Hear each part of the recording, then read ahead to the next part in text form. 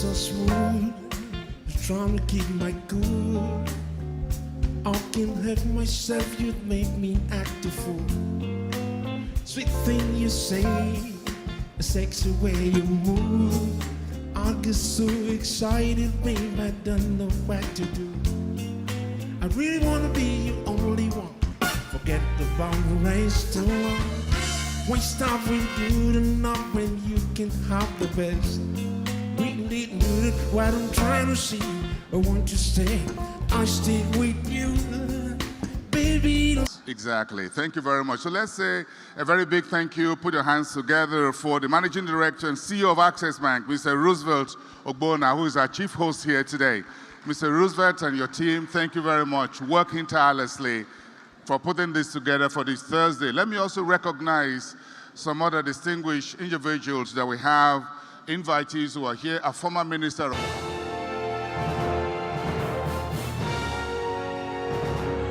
Oh God of all creation, grant this our one request. To serve the motherland by making sure that we have this knowledge event that showcases what the government is doing and brings us together to share more knowledge and insight and how to profit from the policies and reforms of the administration. Let's move forward.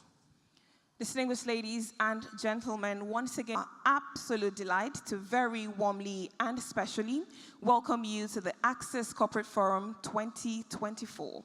The theme for this year is Nigeria's Economic Rebirth, Hopes and Implications. Just as we officially commence, I'd like to make a few recognitions and set the protocol for today.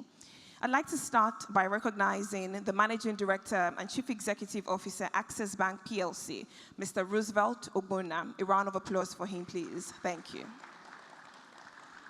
I'd like to recognize the Honorable Minister of Finance and the Coordinating Minister of the Economy, Mr. Wale Edun. Thank you very much for joining us. I'd like to recognize the Chairman, Access Holdings, Mr. Aigboje Aig Imokwede. A round of applause for him, please.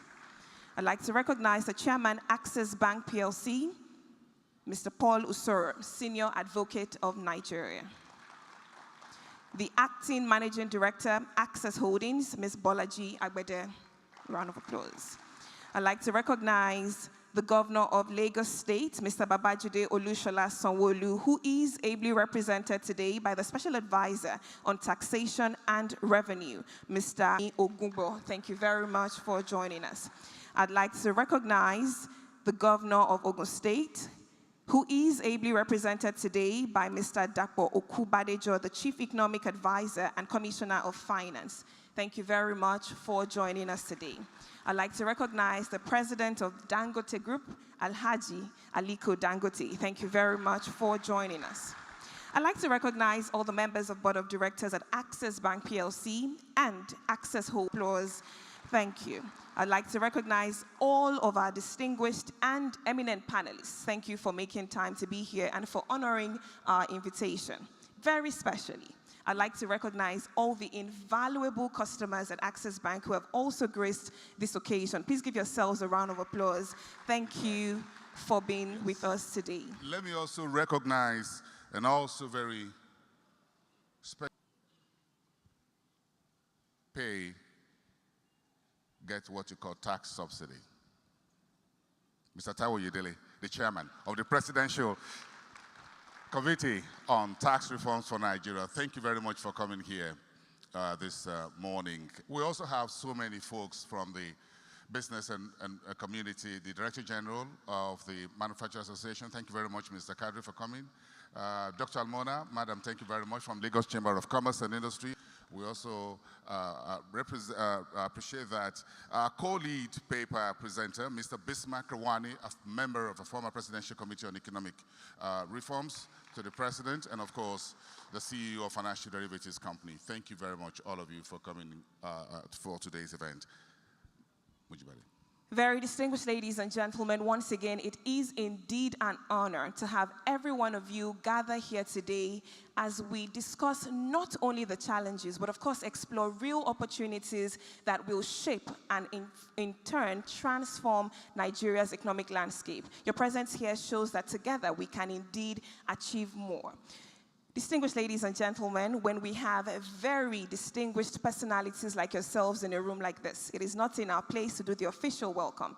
Now, to set the tone and officially welcome you all to this event, it is my absolute pleasure to make welcome on stage the indefatigable Managing Director and Chief Executive Officer at Access Bank PLC. Let's make welcome with Roosevelt Obuna. A round of applause. Thank you.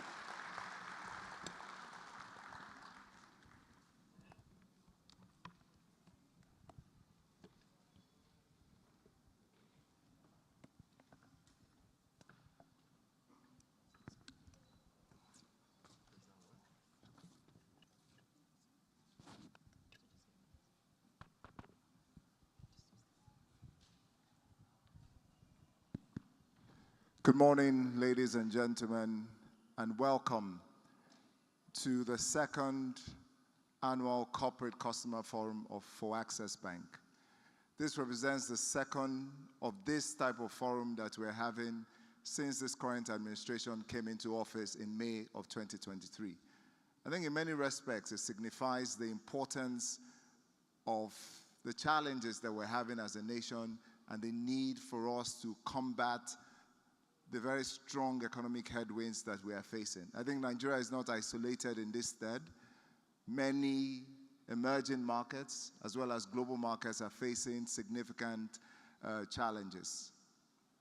Last year, when we had this forum, we focused on fiscal and tax reforms and the implication of the new government policy in solving the structural issues that our economy faced. We wanted to ensure that our customers and our corporate customers particularly had a clear understanding of the policy directive of government under President Bola Ahmed Tinubu and what it meant for their businesses and how they had to structure themselves to win. This year, the focus is on building a collective pathway towards determining Nigeria's economic rebirth and revitalization. To do justice to this topic, we have many eminent economists seated in the room.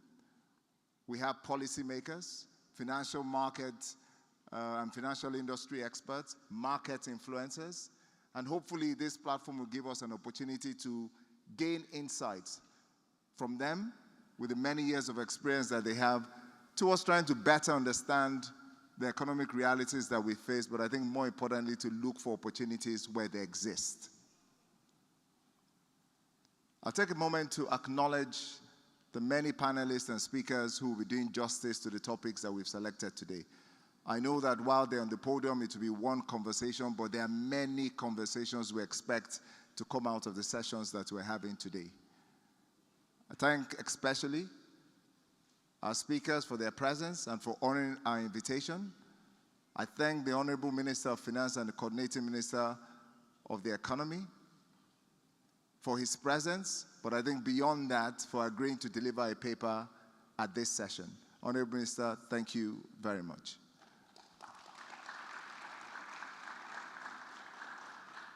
Honorable Minister, we acknowledge the enormity of the work and the load that you carry. Your success is the success of many of us in this room.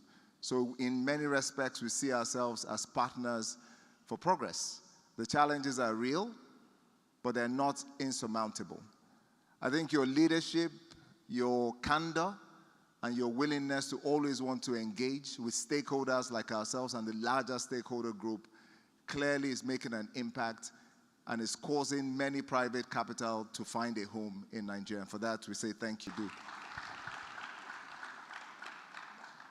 At Access Bank, we have developed a knack for partnering with both public and private sector economic actors towards creating the future that we all desire. So it's not enough to stay on the sideline and become armchair economists and complain about how things are not working, but we're in the ring. We're participating in making this conversation a reality. We're very proud, most especially of our work that we do with both government at the national and sub-national level. A clear example of this was our participation in the very unique and very successful first-time issue of a local diaspora bond. $2 billion was being raised. Government went out with the first tranche of about 500 million, and it was well oversubscribed, and I can clearly say Access Bank had a significant role in making that a reality, and we're very proud of this kind of creative. Our commitment remains to continue to make an impact in the lives of the markets and the communities we serve, and that is not going to change. This is yet another platform towards giving us that opportunity to have a real conversation around how we can make a difference in the business community in Nigeria. And hopefully when we get it right, the economy will be better off for it. I'm looking excitedly to our conversations this morning, and at this point, it gives me great honor to welcome the Minister of Finance and the Coordinating Minister of the Economy to deliver his paper. Thank you very much.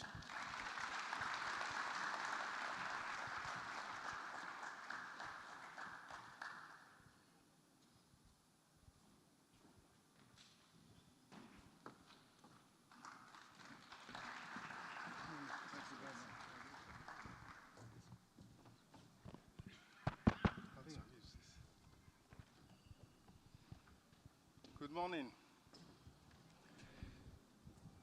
Our host today, starting with my friend, my brother, Ike Imokode, Chairman, Access Corporation, Chairman of Access Bank, Mr. Paul Usoro, SAN, foremost industrialist, not just in Nigeria, but in Africa, Alhaji Aliko Dangote, President, Dangote Group, the representatives of the governors of Lagos and Ogun States, Mr. Paul Bolaji Agbede, the acting GMD, Access Bank, the board of directors of Access, my co-speaker today, Dr. Bis, and also all the others who will speak today. The chairman of the Fiscal Policy and Tax Reform Committee, Mr. Taiwo Uyedele, Chairman Ecodisco, I think the private sector event, and we do have private sector people here today.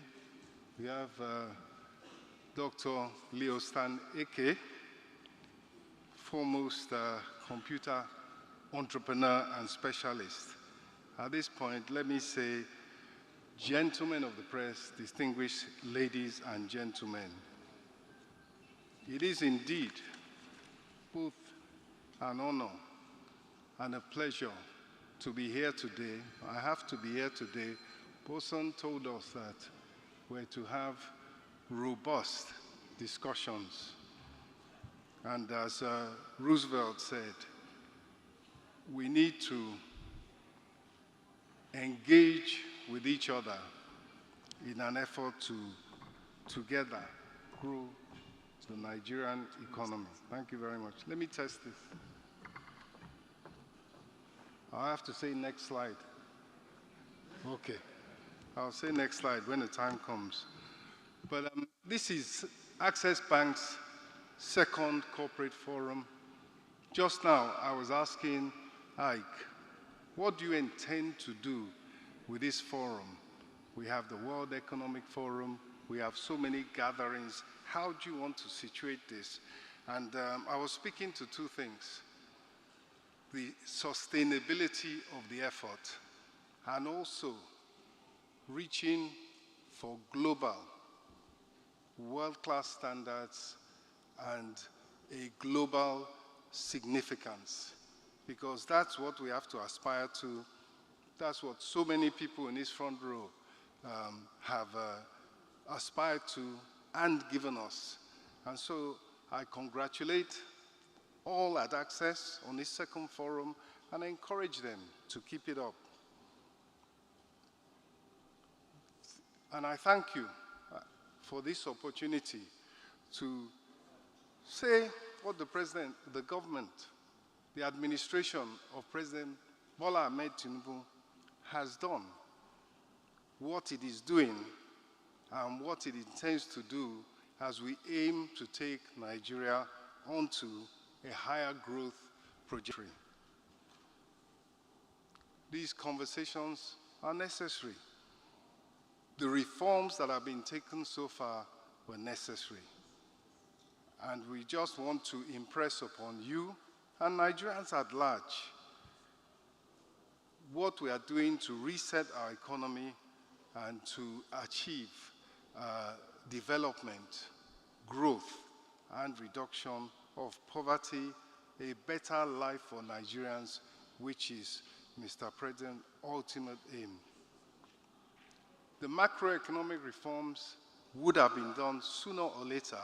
They needed to be done, and the President has taken the bull by the horns and started the process on a road which we are still on. And as Roosevelt said, we are not alone in this. We are not alone in having to face the situation before you. We are lucky relative to some. Look at what is happening in the war-torn areas of the world, the African continent, the European continent, and elsewhere. Just recently, in Britain, in which, in fact, there was a change in government, so they didn't have to use the narrative that, look, a government, it inherits the assets and the liabilities when it comes in.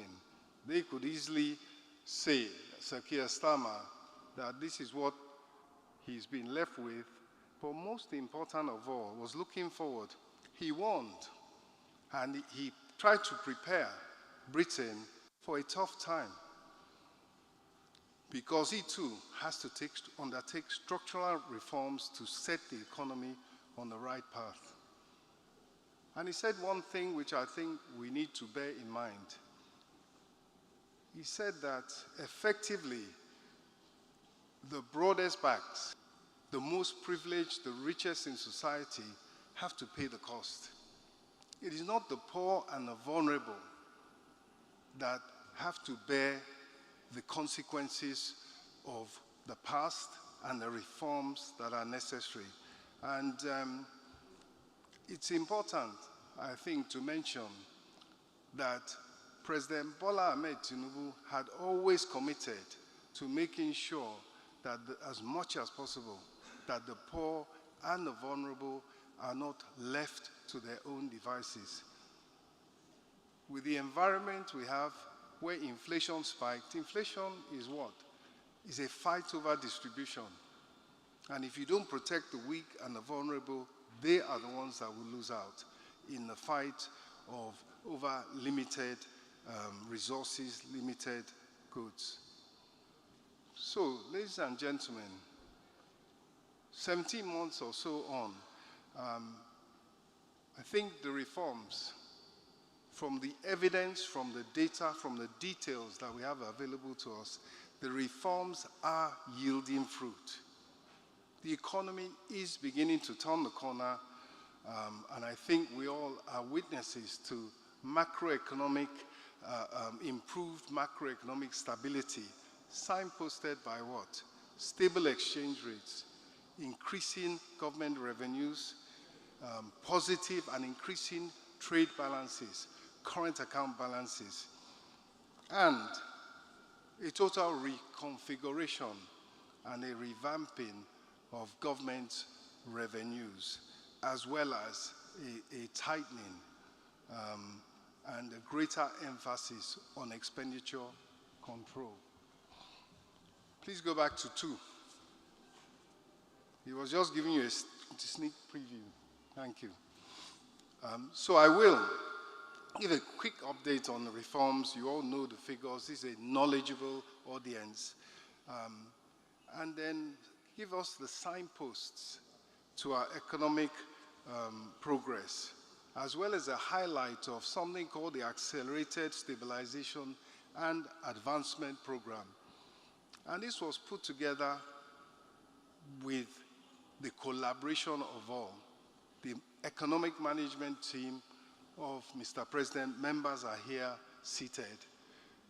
The subnationals, the state governments, the private sector, and in particular, I'd like to thank the Nigerian Economic Summit Group for the role they played. So it was a collaborative effort to intervene in what was going on in the economy and particularly the higher costs and tighter conditions being faced by business.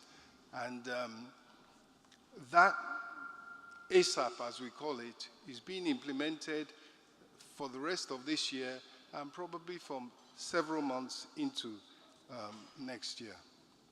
And of course, I will end by speaking about the priorities over the medium term of the government. Next slide, please. Very quickly then. As we said earlier, the economy is starting to move in the right direction. In Q2, GDP growth was 3.2%, up from 2.5% over the same period in the previous year. Oil output is rising, and more importantly, there's a plan and there's a commitment to get it up to 2 million barrels per day, which is where it should be, and which is where we'd have some buffer, some comfort from that sector in terms of oil revenue, therefore foreign exchange revenue, and therefore government revenue. And we do have bright spots: the financial sector, the telecom sector. Inflation, it remains elevated, and so the fight continues, led by, of course, by the monetary policies of Mr. Yemi Cardoso, Governor of Central Bank. But it has eased. Headline inflation has eased to 32, just over 32% from 33.5%. And what matters is that it continues to decline. We continue to make progress in that area. And food inflation is key. Food inflation is half the basket, and that's down from 39.5% in July to 37.5% in August. We have relative currency stability.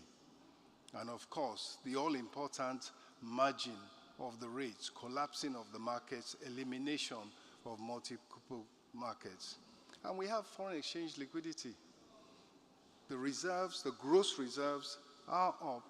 There has been a net inflow in the first 7 months of this year of about $2.35 billion every month. Next slide. On the fiscal side as well, government revenues are growing. And of course, the key to government revenue is not so much that government has revenue to compete with the private sector and to go where it shouldn't go. It is for the fundamentals, for the social, the key infrastructure spending, the social safety net spending. And historically, our figures are low. Our tax to GDP ratio was as low as 10%, and revenue to GDP is also around 15%. Our peers, our neighbors, have 10 percentage points more than that. And that's why under the work of the Tax Reform Committee, those figures are meant to rise to 18% as tax to GDP ratio, and even higher for revenue. The next slide, please. Of course, there is still more work to be done. We still have, as I said, inflation and the foreign exchange rate. From where it is, we are looking at a situation where it not only stabilizes, but through additional flows of foreign exchange, including foreign exchange from exports from the private sector. We're looking for that to, as much as possible, ameliorate. Oil production, there is a plan, there is a commitment to ramp it back up to $2 million per barrel. And our exports, of course, need to be significantly diversified. And an important area that we must look at when we're looking at non-oil exports is services. We have the demographics, we have the skilled, relatively skilled population that means that we can export our services. And let me just give you an insight as to how that can be done very quickly. Countries like the Philippines, they are skilled, they have the markets, they have the demand, and they have the procedures. So rather than Nigeria going out to try and explore and find markets, we can just piggyback on them. They can subcontract to Nigeria some of the online services and some of the, these centers for providing services online. We can learn from them, benefit from them, and in fact subcontract to them. Their population is shrinking, ours continues to grow. And this will be one of the dividends of democracy. As for, the next slide please, as for our stabilization plan, in effect, once the president came into office, one thing he did do was immediately counter the measures taken at the macroeconomic level with interventions. Immediately there was intervention in agriculture. There continues to be interventions for social safety nets. And at the same time, the corporate sector, partly as a result of feedback that came, also had a plan put in place for small scale, for medium scale, as well as for large scale industries. And that revolves around fiscal measures, funding. There's a manufacturing stabilization fund in the agricultural sector. That is critical to this stabilization plan. Apart from quickly ramping up oil production, one of the key areas is that in the agricultural sector, not just for output, raw output, but for putting us on the path to industrialization, just as the way as putting, as a step taken to have local refining of petroleum products come back after so many decades, an important step on the road to industrialization. In agriculture, the plan and the key target is for this dry season. After a very successful dry season harvest earlier this year, there was disappointment in the wet season harvest, and that's the only way one can put it. And the result has been the continued elevated level of food prices. If you produce more food, the price comes down, inflation comes down, and it sets you on the path to key stability in a key area. So the plan this time around, and we must be determined in it succeeding, 360,000 farmers will be funded, assisted, and mobilized and resourced to farm 360,000 hectares. And from that, we are estimating 1.4 million metric tons by next January, February, when the harvest comes, of maize, wheat, cassava, and tubers. And that is a key success factor, a key indicator that we must hit as a target. And everybody has a role to play in producing food. The First Lady of Nigeria, Senator Oluremi Tinubu, just yesterday launched a farmers club for young farmers. We can and we must produce the food that we eat. We must do more than that. We must produce it for export, and we must produce it for agro-industrial activities. Let me turn to the fiscal measures. We have, with the with the Inflation Reduction Act, we are providing relief, as you see, relief for manufacturers, encouragement for employment generation, encouragement for export production, and of course, incentives and strictures for stricter fiscal management. Let me say that in terms of this fiscal management, the revenues have doubled. Partly, you will say, there's been a foreign exchange uplift to an extent, but it's domestic revenues, Naira revenues as a whole, non-oil revenues that have increased and hit the target. And how did it happen? It's through application of technology, totally rejigging the system that we met on ground. And similarly with the expenditure control. And I think during the conversation, I will be able to and be willing to expatiate more on what has actually been done to replace a system that was very loose with one that is now relatively tight. So next slide, please. The economic management team is being reconvened. There was a hiatus while we put together with all the people that would normally be sitting in the economic management team, plus the private sector, plus, as I said earlier, the Nigerian Economic Summit Group. We all focused on preparing a plan so that when they say to you, okay, but what's the plan of Nigeria? What's the plan for the next 6 months? We have a document, we'll put it in people's hands. This is the plan for the end of the year, going into perhaps the first quarter next year, and it was produced with collaborative effort.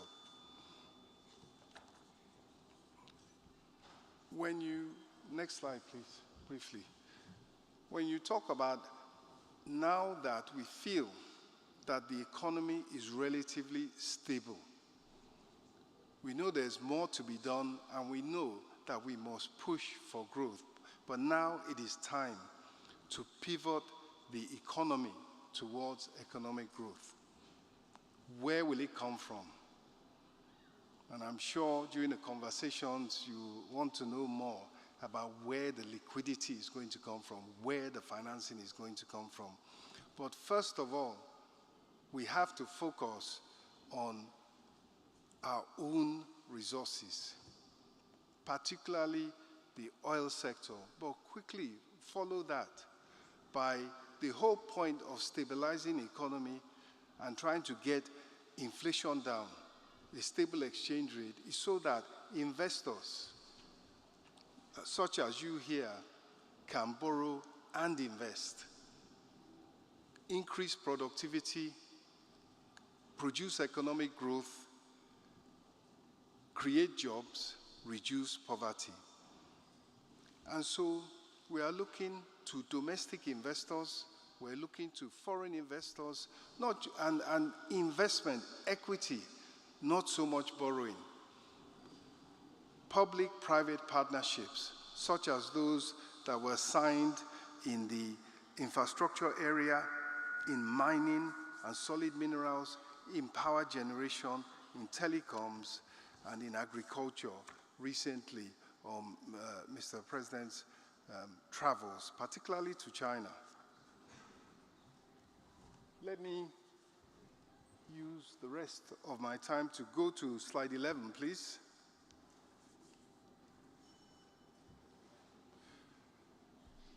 If we are to fund growth, we must find the resources both in foreign exchange and in Naira, and we must have a sustainable environment in which we fund the government. The funding, we have access to concessionary funding. We have been supported. People like the World Bank, the African Development, have bought in to the story of the Nigerian macroeconomic reforms and recovery. And of course, the local capital market, we have shown a willingness to engage in bold endeavors, such as investors sitting here have done. So that this time last year, the conversation around the world was of elevated interest rates and a negative flow of resources to developing countries. So you could not look outwards. You could not look to the capital markets for much. And so we looked inwards. And there's more to come.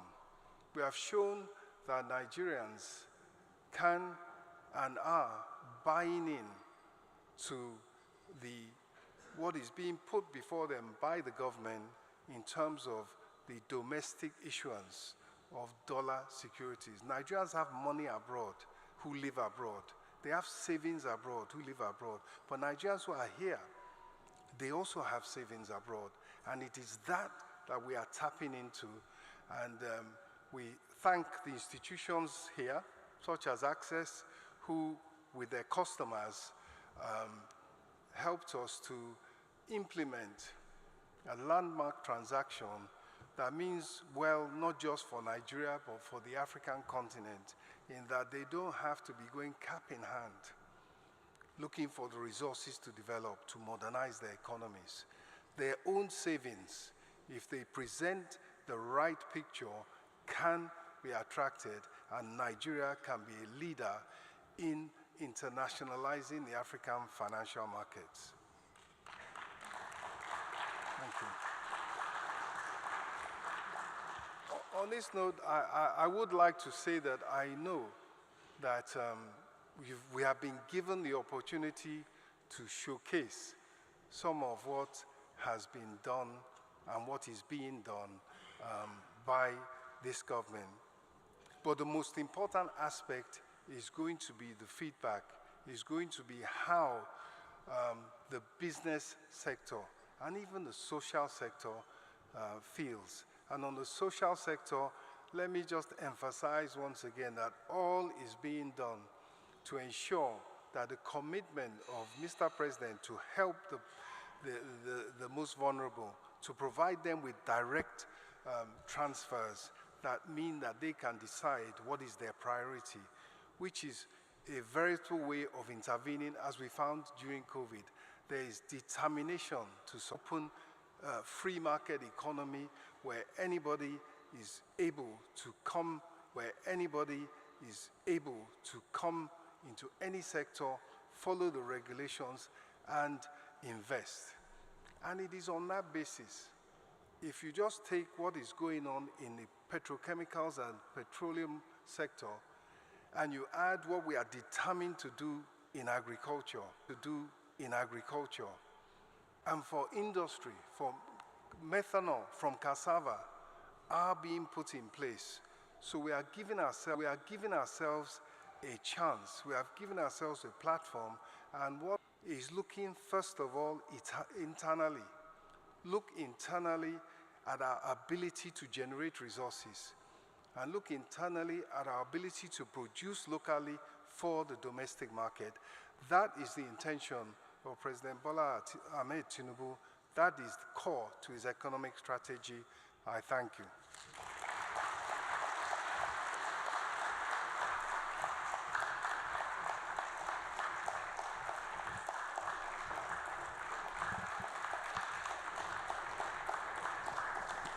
Please let's keep the applause going for Nigeria's Minister of Finance and the coordinator of the economy.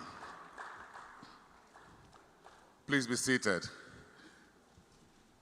The Honorable Minister is the one I call one of our own, an experienced investment banker, the man who knows where to find money, how to mobilize capital, and he has done very well in the private sector, and that's a round peg in a round hole. Now, having delivered the policy side of the conversation, I want us to keep the energy going by inviting an equally qualified one of our own to dissect the ASAP and help us find the path to deliver this economic rebirth.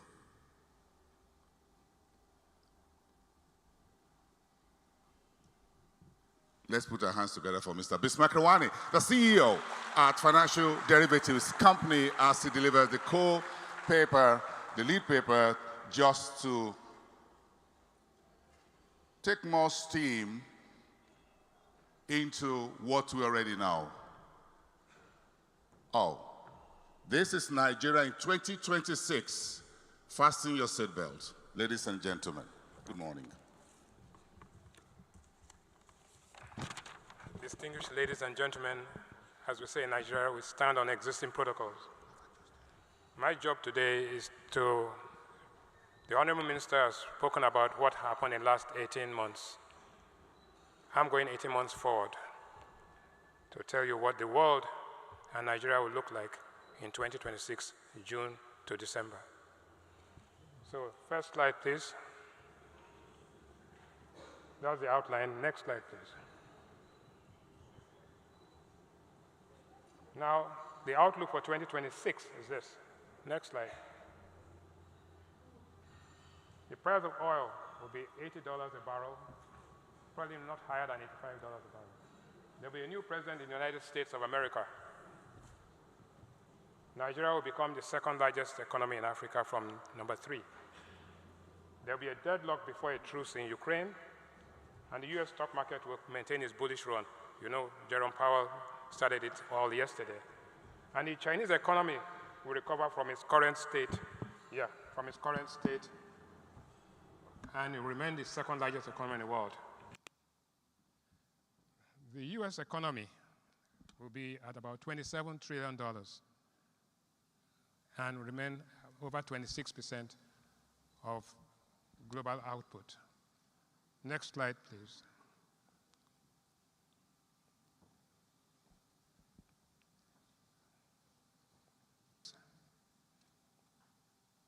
So the US economy with $27 trillion, and by that time it will actually have reached $30 trillion. Back, please. Come back. Earlier slide, please. The earlier slide, please. No, you're going forward. Go back.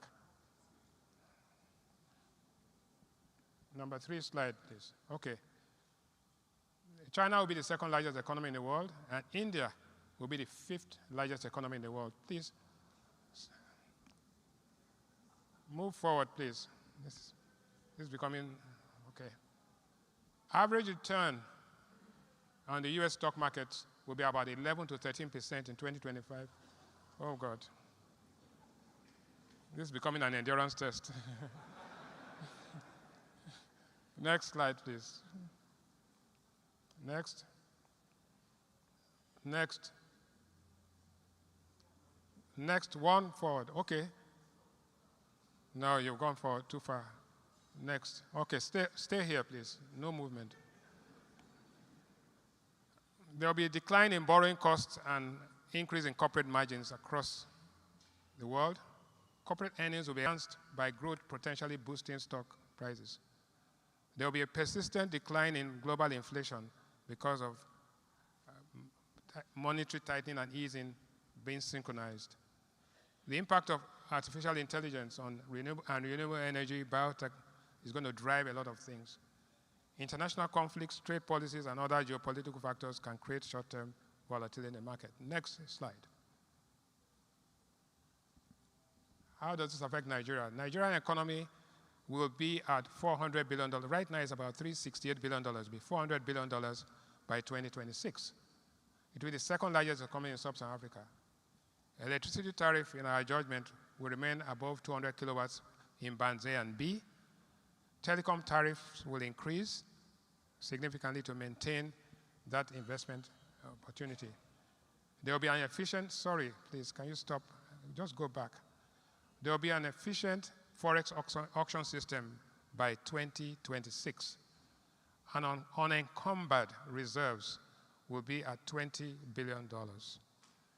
Inflation will continue to decline to anywhere between 19 and 22%, and the MPR, I think, will decline to 20% per annum. I'm talking about June 2026, leading to a decline in the level of bad loans. The Naira will appreciate from its current levels to anywhere between 1450 and 1500 at that. Next slide, please. The market capitalization in 2026 will double from its current size. Performance will be supported by the listing of big cap stocks like Dangote Refinery and NNPC. Blue chip companies are restoring shareholder value resulting from FX losses and the new recapitalization exercise. There will be a moderation in treasury rates, which will encourage greater diversification, and high borrowing costs will, however, have impacted profitability and valuations. The high rate of inflation, which was a major challenge, will begin to moderate. As a matter of fact, in Ghana, it has come down from 54 all the way to 20% in the last year. So it's not impossible. Next slide, please. What's the picture today? And that's the dream. We're allowed to dream. They say the longest journey in the world starts with the first step. And they say it's better to travel, hopefully, than to arrive because the fun is in the journey. Today, headline inflation is 33%, 32.15%. It had gone to 34%. Unfortunately, that was before the petrol price increase and after the protests. We believe that in the September inflation data is going to go in the wrong direction. It's going to go back to 34% before moderating in December because the import duty waiver, the goods are on the high seas and they will have come in. So flour, which is today at 70,000, will come down to about 50,000 or 55,000 and so on. 2, the growth is positive. It's 3.19%. It's going to taper a little bit. But 2 things are going to happen on the growth side. 1, power sector reform. And we believe that there will be no change in power sector reform until 1, cost-reflective tariffs and a complete intervention and write-off of the existing debts of the discos. That has to be done. If that is done and you have the metering, you need more than 5 millimeters, maybe 10 millimeters. Then for every 1,000 megawatt increase in power, there's a corresponding increase in GDP of between 0.25 and 0.5%. You cannot make omelette without breaking eggs. So whether we like it or not, we've got to give the power discos a pass on there and allow them charge the proper tariffs. And if the power supply increases, then the telcos will have better cost margins, and the telcos, also with liberalized tariffs, will do something. Drone technology will allow them monitor what's happening in the Niger Delta and the oil vandalism.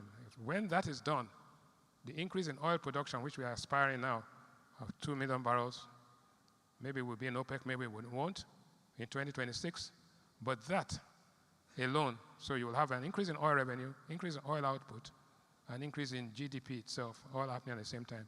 Mind you, I'm talking about 2026. The thing is that you must finish 2024, and you must survive in 2025. So, number 4 is total factor productivity. This is the optimal use of capital stock. It had been negative for the past 10 years. It only became positive in the last year. It means that if the Niger Bridge was not fully completed, capital stock was there, but nobody was using it.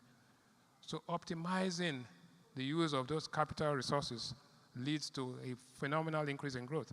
We have, for example, the tax for project swaps, and Taiwo Yedele is here. I can tell you that what MTN is doing between Onitsha and Enugu, what the Dangote Group has done between Bagada and is phenomenal. Value for money and you can see it. We're going to be seeing more of those kind of activities. 5, the high interest rate now is 26, but remember I will say the MPR will be down to anywhere between 19 and 22. Effective lending rates today are about 32, 34%. Nobody can survive in that environment, but we've got to make those kind of adjustments. We're doing that. Money supply growth is interesting.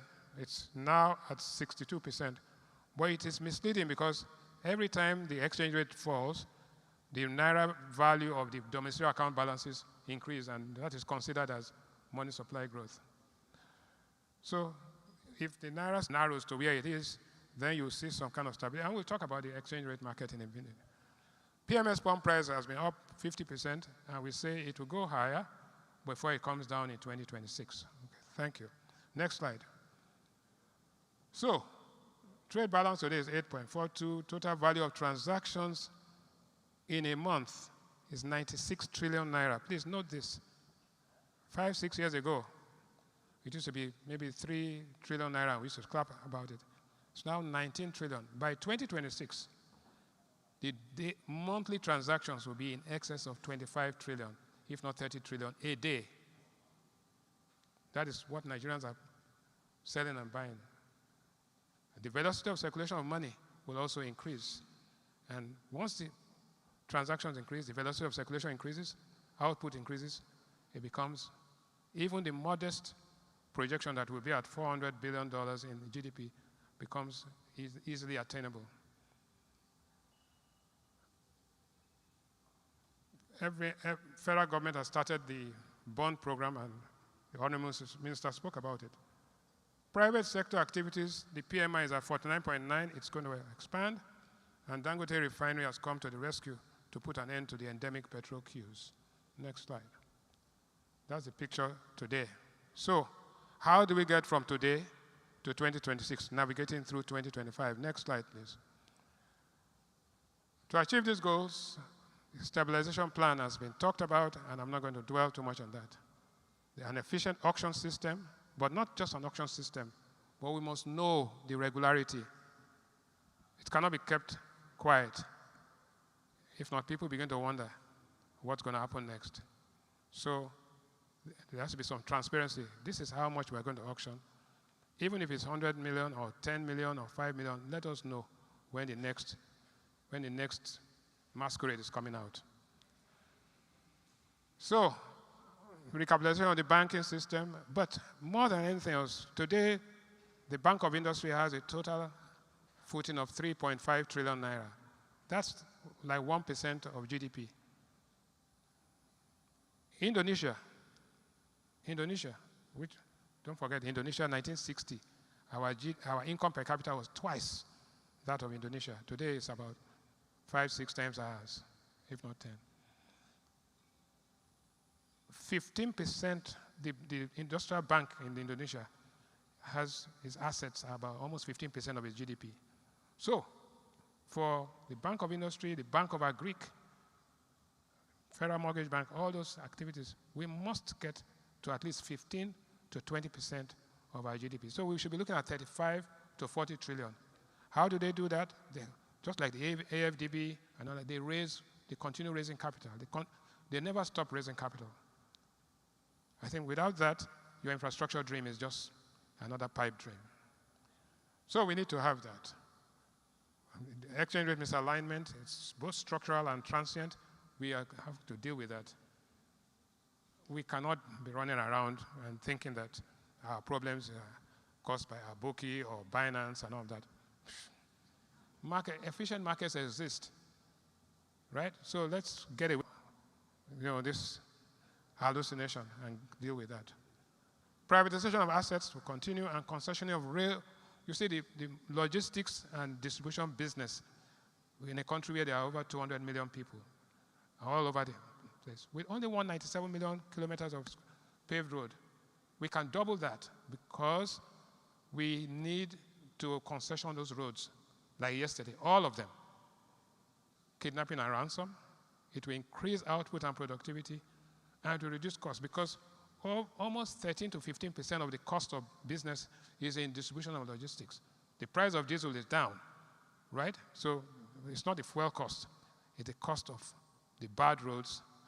And also, by 2026, I hope, and I'm sure, that our existing pipelines for distributing refined products, and we will start the rehabilitation of those.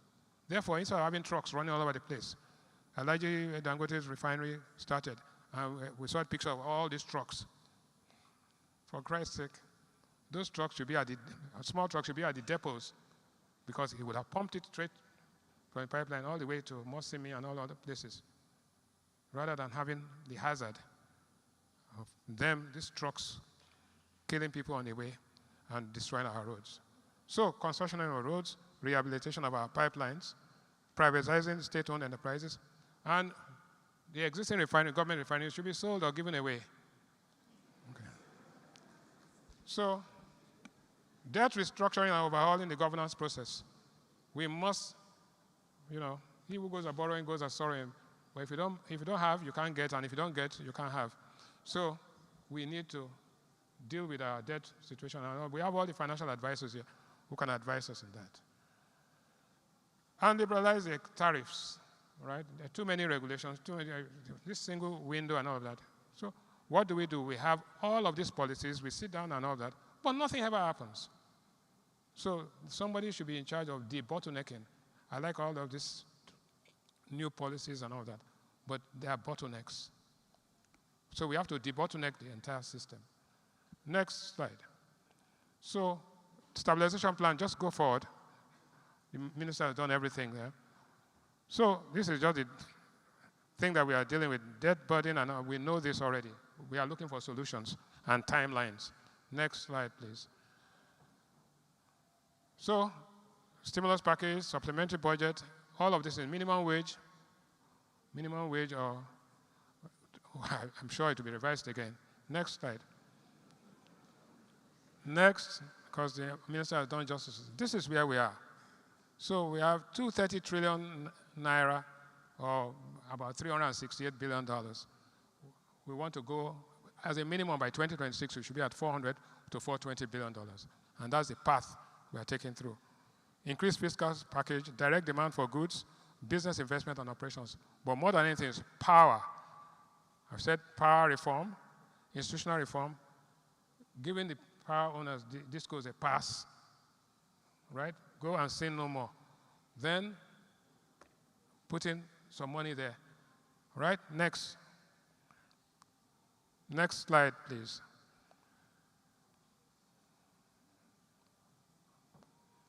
Next slide. Next, we don't want this. The minister has dealt with this already. Next. This is backward integration, but again, all of these things are meaningless. If we are talking about 6 trillion naira. 6 trillion naira for the entire stimulus package is 2% of GDP, right? It will not move the needle. It's a good idea, but it has no impact. If you are a 7-foot-tall man with a lot of height and weight, and somebody comes and gives you they say they want to do surgery on you, and they bring 1 teacup of blood, you need 5 pints. Nigeria needs 5 pints, not 1 teacup. Next. So we got to think big, act big, and move quick. Next slide. So, policy outcomes. Due to policy reforms, we expect 1, enhanced output, and I've talked to this, higher economic activity, banking transactions to surge with policy reforms, and the market to become fully integrated and linked with the regional markets of Africa and the global markets. Next slide. So where are the opportunities for investors that are here? Because we didn't come here for a class in economics. We came here to look for how to make money and make it quickly. Like Warren Buffett said, do not lose money, rule number 1. Rule number 2, do not forget rule number 1. So next slide. So what the challenges we have now, leakages, debt management, there's a debt burden, and there are governance issues. This will be resolved as we move on forward, meeting with our partners, the World Bank, the International Monetary Fund, our creditors, our diaspora remitters, and all of that. All of these guys have stake, and we have to be aligned, right? Next slide, please. So has it happened before? South Africa came out of it well. The United States had a toxic asset relief program and it came out well. And the economy rebounded to 5.7. And guess what? Yesterday, Ghana reported its GDP growth number. You know what it was? 6.9%. The projection for 2025, right? The projection for 2025 is about 4%. The policy reforms and all of this has kicked in. Yes, the city is still going to be at 15 new cities, and let's not be deceived. But, you know, it can be done. And you see, the more equilibrated your various factors, the easier it is to ramp up.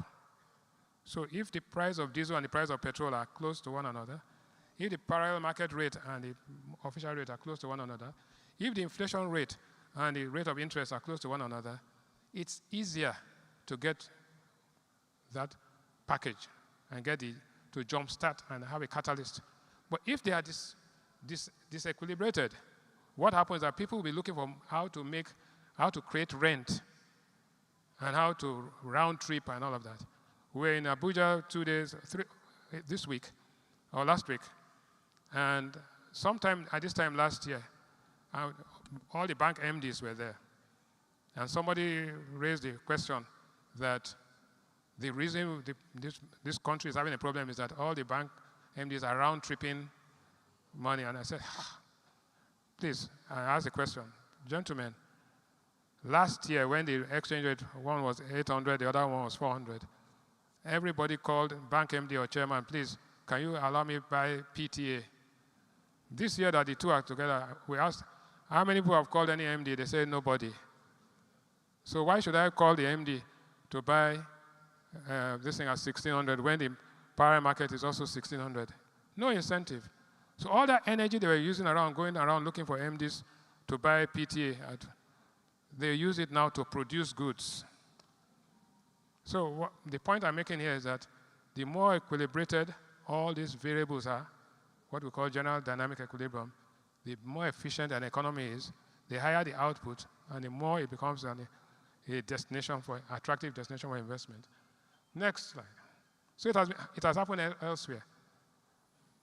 So impact of this program on sectors, how do we get to 2026, and what are the sectors that will drive it? 1, please, next slide. Telecoms. 2, manufacturing, agriculture, oil, power, and financial services. And under these sectors, you have sub-sectors. You have small and medium-scale enterprises. You have how, assuming we would have cleared all our backlog of forward commitments. And there's no harm in talking to our creditors, right? But we are not going to default. The diaspora bond has shown that there's enough resources in Nigerian hands. And when you look at Nigeria's GDP, which is gross output, and Nigeria's gross national income, which is Nigerians' earnings, both domestically and internationally, you will find that your gross national income is far in excess of your gross domestic product, which means that Nigerians' monies, including the government itself, are stranded in different places. You have parastatals that have $100 million, $200 million hiding in different places. Doing what? Stranded money is money that is having a negative multiplier. There's no point being like Silas Mana, right? Next slide. So let's take agriculture. Post-harvest losses, we've heard about this. But you have to understand agriculture. There are 3 components. There's what we use to eat, which is human consumption. There's what we use to make feed, which is livestock consumption. And then there's what we use for industrial. So before now, 10 years ago, when we were producing about 6 million tons of maize.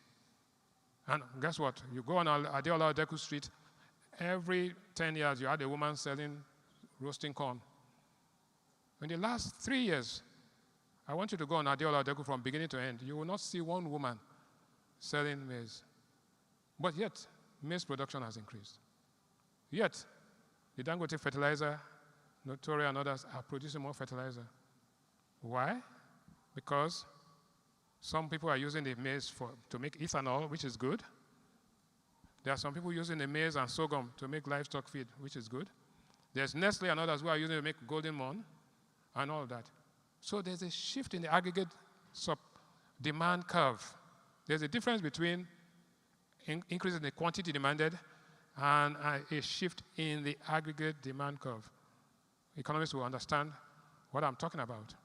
When there's a shift in the aggregate supply curve, it means that we have stopped refining Biafran refineries in Uli Hiala, and we are now producing, gone to modular, and now we've gone to single train, right?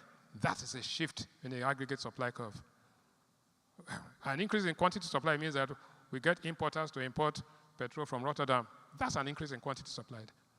But a shift in the aggregate supply curve means that somebody has invested $20 to $20-something billion to move the production, make it more efficient, make the quality better, and the country benefits from it. That's what's happening. So for agriculture, post-harvest losses, storage, the payment system, these are key elements of driving that process. Without that, you will be hanging around. In fact, you'll go from $300 billion to 200 until, we'll just end up as the former rich men of Africa. So, what do we do in agriculture? Invest in storage, invest in logistics, invest in commodity markets. So it's not enough just to produce and have it. Ensure that what happened in Maiduguri does not happen again. Maintain those dams, because what happened in Maiduguri is enough to destroy a whole harvest and guarantee us hunger and high inflation and weaken our currency. Ensure that instead of talking about the refineries that are coming and coming and coming, take your losses early. Sell those damn things or give them away. Right? In telco, very interesting. You know what happened in telco. SIM cards were thousands of naira, now down to this. If you do not invest in telco infrastructure and telcos, you are done. Without that, you see this 19 trillion naira a day that is being circulated. If MTN and Glo, it's not what you say, it's what you do. So let's go to the next slide. I'm about to round up. I'm about to round up now. We talked about power. Now, we talked about power. Forget about, in Warri we say that in an attempt to save, if you're moving soup from a pot to a dish, and you want to save the drop that is under the spoon, you know what happens to you? And that is exactly what's happening in power. We want to save that drop of soup under the spoon, and in that process, the entire thing in the spoon goes off. So we spent 3.5 trillion naira bailing out banks. We spent another 2 trillion naira bailing out state governments. For God's sake, it's time to spend some money to bail out the discos and have meters. When you do that, power supply improves, the generators go out of business, telecoms improves, and the entire country grows, and everybody is happy. Next, manufacturing. The Manufacturing Association of Nigeria is that manufacturing is not just big-time manufacturing, small-time cottage industry. We need to do that. And I said, the Bank of Industry cannot continue to make loans only based on bank guarantees. Then that's not a loan. We now have to reach out and come up. And some loans will go bad, so be it. But the benefit of what we get will far exceed. So continue the bank guarantee system, but double it by not having bank guarantees. Next slide. Financial services. A lot of competition. A lot of competition. Recapitalization, yes. just to make them competitive. But a highly capitalized bank does not mean it's a well-managed bank. Please, capital is not a substitute for management. The banks that go down, in most cases, Lehman, Bear Stearns, they had capital, but it doesn't take long before the capital get wiped out if you're a bad manager. So I think the focus is on allowing them to be managed, separating bank supervision from policy making of central banking so that we become an efficient country. I think that, but that won't happen before 2026. I'm just putting this on the table. Oil. Allow the divestment. People want to divest, let them go. People that want to come in, let them come in. And this is the time, because oil is fast. No, not fast, but will soon, maybe in 10, 20 years from now, just what happened to coal may be happening to us. But not so soon. I think that, but it's something we have to allow the people investing here, we have to incentivize them. Everything to do with oil, we have to incentivize them. Upstream, midstream, downstream, and all the way down the line. We need to engage them and give them what they want. Right? Our bargaining power is very, very weak. So, next slide.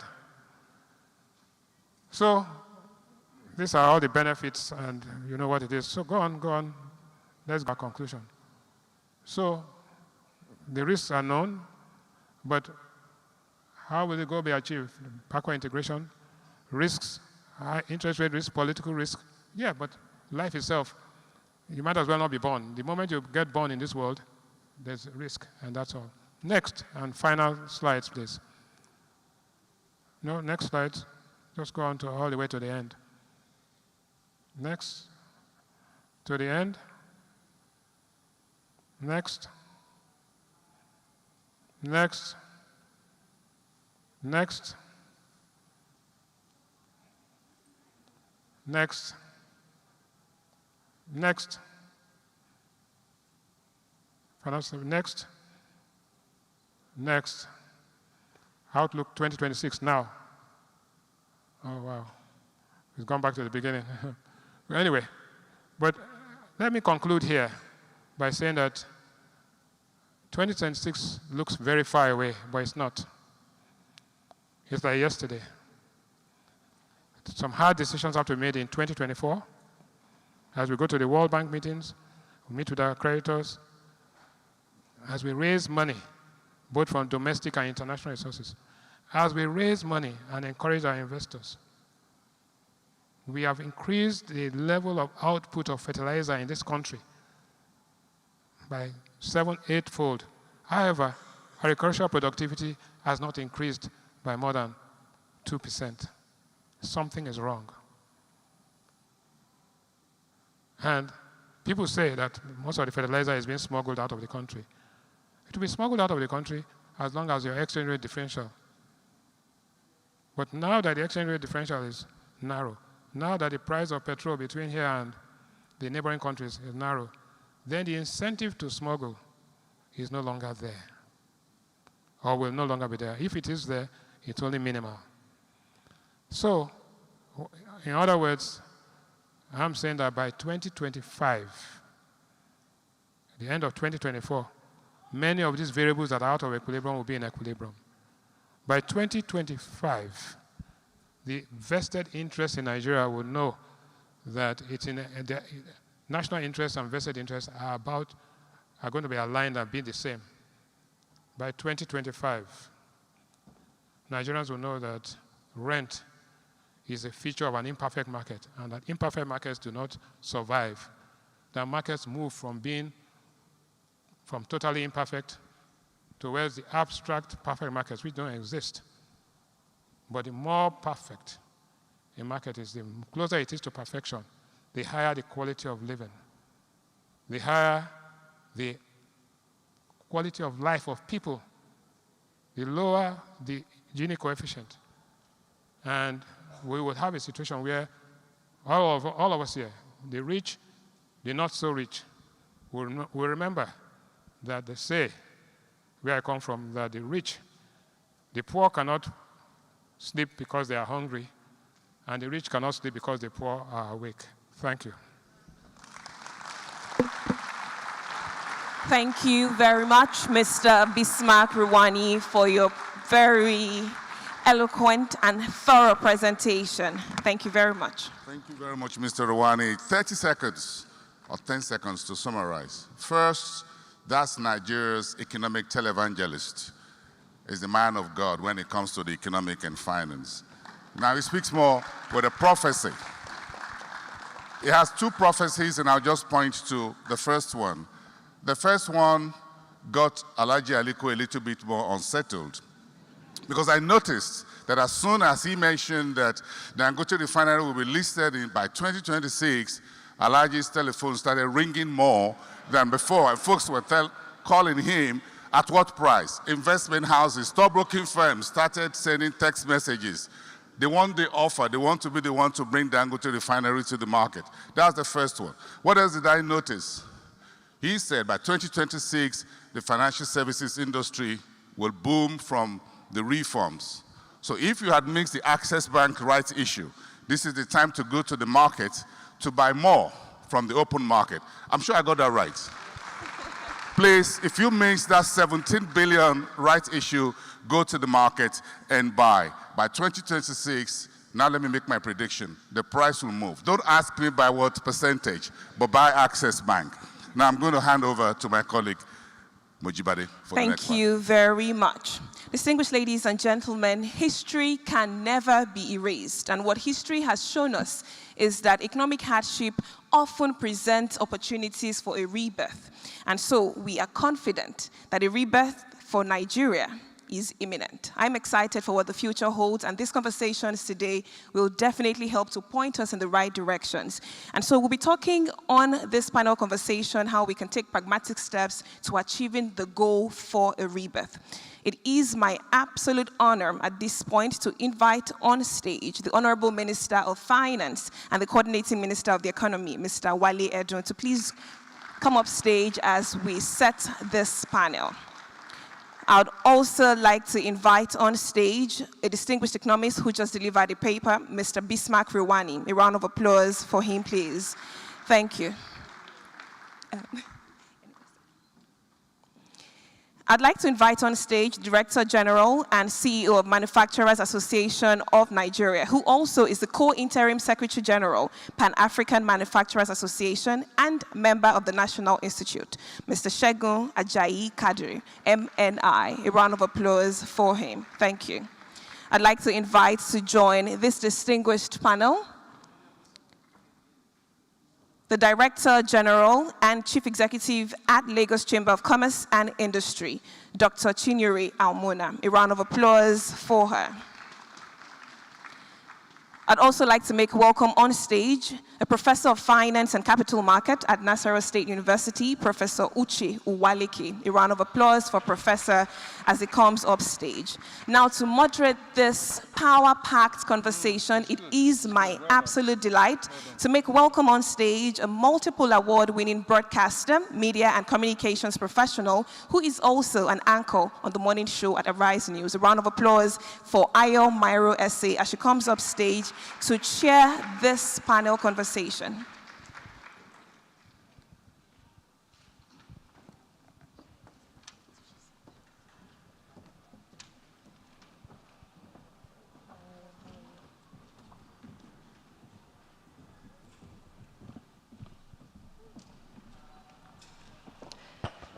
Good morning, distinguished ladies and gentlemen. Like Mr. Bismarck Rwani said, please permit me to stand on existing protocol.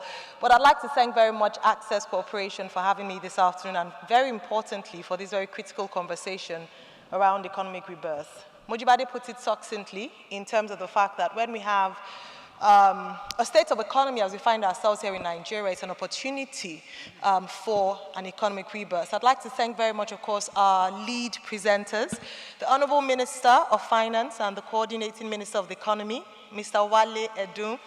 Good to see you, sir. Thank you very much. And of course, for Mr. Bismarck Rwani, who's no stranger to us at Arise News. Thank you very much indeed. Truly, you are the evangelist of the economy here in Nigeria, and of course to all our other panelists who are joining us for this conversation. We've had quite a robust presentation by our two lead presenters. Very importantly, they have painted the picture of the reality on ground and also taken us further to see some critical sectors that must play a role if we are indeed going to achieve an economic rebirth. And so for the next few minutes, we have very limited time. We're going to be having deeper conversations. Well, very importantly, I recognize that we might have people in the hall who have questions following the presentations, and then, of course, how these other sectors who play a critical role when we talk about economic rebirth come in. I think very importantly is that we have talked the talk. It's now for us to begin to see the how. I have some questions already from online. We have over 200 people, hundreds of people watching us on YouTube. This is a hybrid event. But first of all, I'm sure a number of people will be quite curious to ask, he's so far away from me, the Honorable Minister. I don't know if it's deliberate so that I'm not able to, because I believe that a lot of people have many questions for you. The first thing I'd like to ask you this morning is where you sort of ended when you were speaking. Thank you for painting the picture of ASAP and the accelerated plan, but very importantly is how. And you alluded to that and did say that when we got to the conversation sector, you would talk about it because, as Mr. Briwani mentioned, if you look at countries like South Africa, 2 trillion naira is not a significant amount, but it's a starting point. But the big question, nevertheless, is financing, liquidity. How are we going to get that vis-a-vis debt and debt restructuring? I'd like you to please give us a picture of that. Thank you very much. And I think it's a very fair question. How are we going to get the funding? How are we going to get the liquidity? Let me start, if I can, by responding a little bit to what Bismarck Riwani had said. So he said in 2026, 3.5% per annum GDP growth. That won't do. That is not our objective at all. We're looking for rapid, sustained, inclusive growth. And yes, it would be above population growth, which is about 2.2%. So it is progress, but not at the speed that we need to go.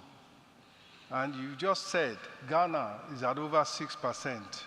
Anything Ghana can do, we can always do it much better. And we have to for the sake of Nigerians. But you also, Bismarck, you had also said the stranded assets. And you hinted or indicated that maybe there are hundreds of millions with certain agencies, parastatals of government. I've taken the Official Secrets Act, so I'm limited in what I can say, but what I will say is this, and it speaks to the question of funding. It is not hundreds of millions. It is billions. Yes. Almost tens of billions.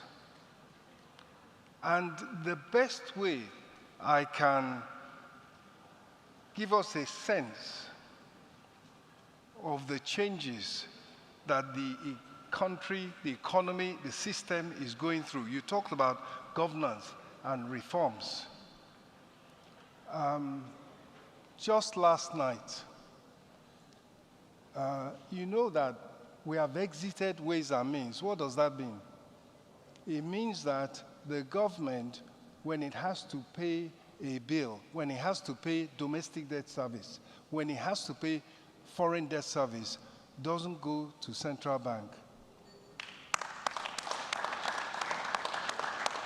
At 8 p.m. last night, I was presented with a situation that there had been a miscalculation of 750 billion on the amount due. If you have no access to Ways and Means, you can't sleep very well at night because also the Treasury function does not tell you in advance, a month, 2 months in advance, what is maturing to any reasonable level. We know with floating rates you might need a certain specificity, but at least you have an idea. So I said, what's your solution? What's the solution? And they said, well, that's the problem. I said, but what do you normally do? I said, this has never happened. That in their own experience and career, either the money was there, maybe in the days of high oil prices and high liquidity, or recently, in recent years, anytime there's debt service to pay, they just debit the consolidated revenue fund of the government, which means they just print the money. They just go to ways and means. And so so when you want to look for where are the fundamental changes, that's where they are. So we had to sit there, and of course, I found the solution. Yeah. So, sorry about that, but more importantly, we are going to put in place, we have the approval, we have the backing and support of Mr. President to put in place a world-class treasury and liability management system that will take this country to where it should be in terms of financial management. And so that is a source of liquidity. That is a source of funding. It is like saying the thing where you find for Sokoto, is there for Sokoto. And also, let me add to that, and you are financial people here, you can reel them off. The first source is increased oil revenue. The next source is the domestic investors. The next source is foreign direct investment. We are in conversation with the Middle East, which is oil rich. They are committed and are interested in investing in the Nigerian economy. We are just, in some cases, we have to sign a double taxation treaty. We have to sign an investment protection and promotion agreement, and sometimes these things take time. And of course, the concessional funding, relatively cheap funding that comes from the multilaterals once they believe your story, not only are they supporting, but they've committed to carrying on with that support, budgetary support for the Nigerian economy, support for the macroeconomic reforms. Of course, we all know what the other sources of funding are. Domestic borrowing, foreign borrowing of dollars from the diaspora and other Nigerians. So we have many outlets, starting with what Bismarck Rewani calls stranded assets, stranded liquidity to fund the Nigerian economy. Thank you. Thank you very much. Thank you, Honorable Minister. Now for Mr. Rewani, this question is for both you and Professor Waleke. Two for you, and then a shared question for both of you. Looking at of Nigeria's capital markets to other countries that have similar fundamentals, whether on the African continent or around the world, it's still quite small in size. And there's a lot of potential there. So my question for you today then would be, since we're talking about liquidity, looking at investors, and the picture you've painted for us, Mr. Rewani, for 2026, what must we begin to do to deepen the markets? And then for the other thing I was going to ask you, in your presentation, I was quite curious as to why you didn't include in the critical sectors mining. Is that a foregone conclusion for us here in Nigeria? Because there's a lot of potential there. And despite the challenges we've experienced, what are some of those key potentials? I thought I would see that on your presentation, in addition to the other things you mentioned. We have a minister for mining. We've had a mining industry for so long, despite the challenges we faced. Why isn't mining included? And should we be looking to mining as well, since that's part of the president's bigger plan? I'll go Mr. Rewani first, and then Professor Waleke afterwards. Okay. Thank you very much. Mining is a very long gestation project. We are just starting, and you have to get to an optimal level. GDP was about 200 trillion to 55 trillion when our GDP is 300 trillion to almost 200 trillion when the GDP is about 400 trillion. you see that we are closing the gap. And the more integrated your economy is with your markets, the more efficient your economy is, and the more efficient the markets are. And do not forget that there's an entrepreneur, there's an investor, there's a manager, and then there are the markets. All of these things come to make sure that we are, and stock market is a major source of savings and investment in an economy. The smaller it is, the less developed that economy is. The bigger it is, the more advanced and more simple thing. And like I said, the longest journey in the world starts with the first step. And they always say it's better to travel hopefully than to arrive because the fun is in the journey. Thank you. All right, thank you very much. Honorable Minister, I see you want to say something very quickly. Just before I come to Professor Waleke, please go ahead, sir. Yes, you want to go and say something.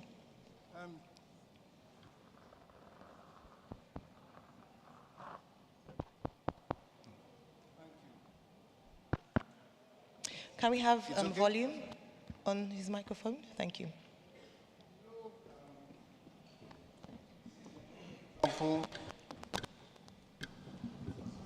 Another example of the opportunity that we have, the wide-ranging opportunity that we have.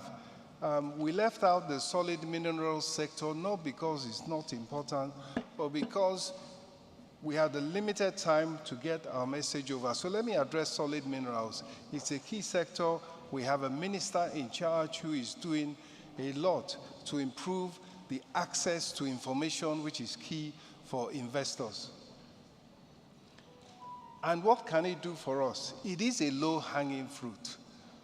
Look at Niger, look at Mali, and even Ghana. We talked about the 6%. A lot of it is because of the mining sector.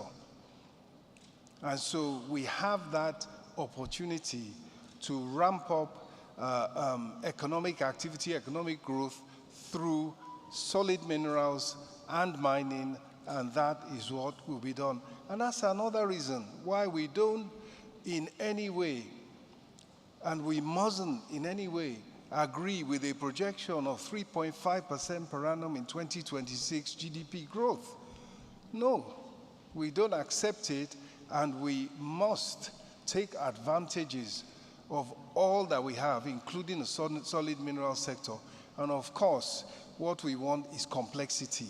When I say economic complexity, increased complexity of the economy, when you take crude oil and you refine it, and you get raw materials from it, you're increasing the complexity of the economy. Same with the solid minerals and mining sector. We don't just dig it out of the ground and ship it abroad. We want to refine it. We want to add value to it. Thank you. Thank you very much. Professor Waleke.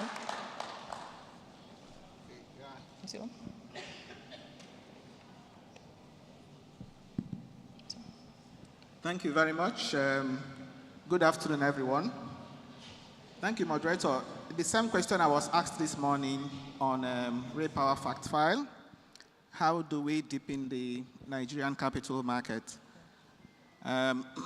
Of course, we know that Nigeria used to be the biggest economy in Africa, but for the Naira devaluation and the subsequent depreciations that have happened, if you look at the size of our market to GDP, below 20%, the equities market in particular has a target of 25% by 2025.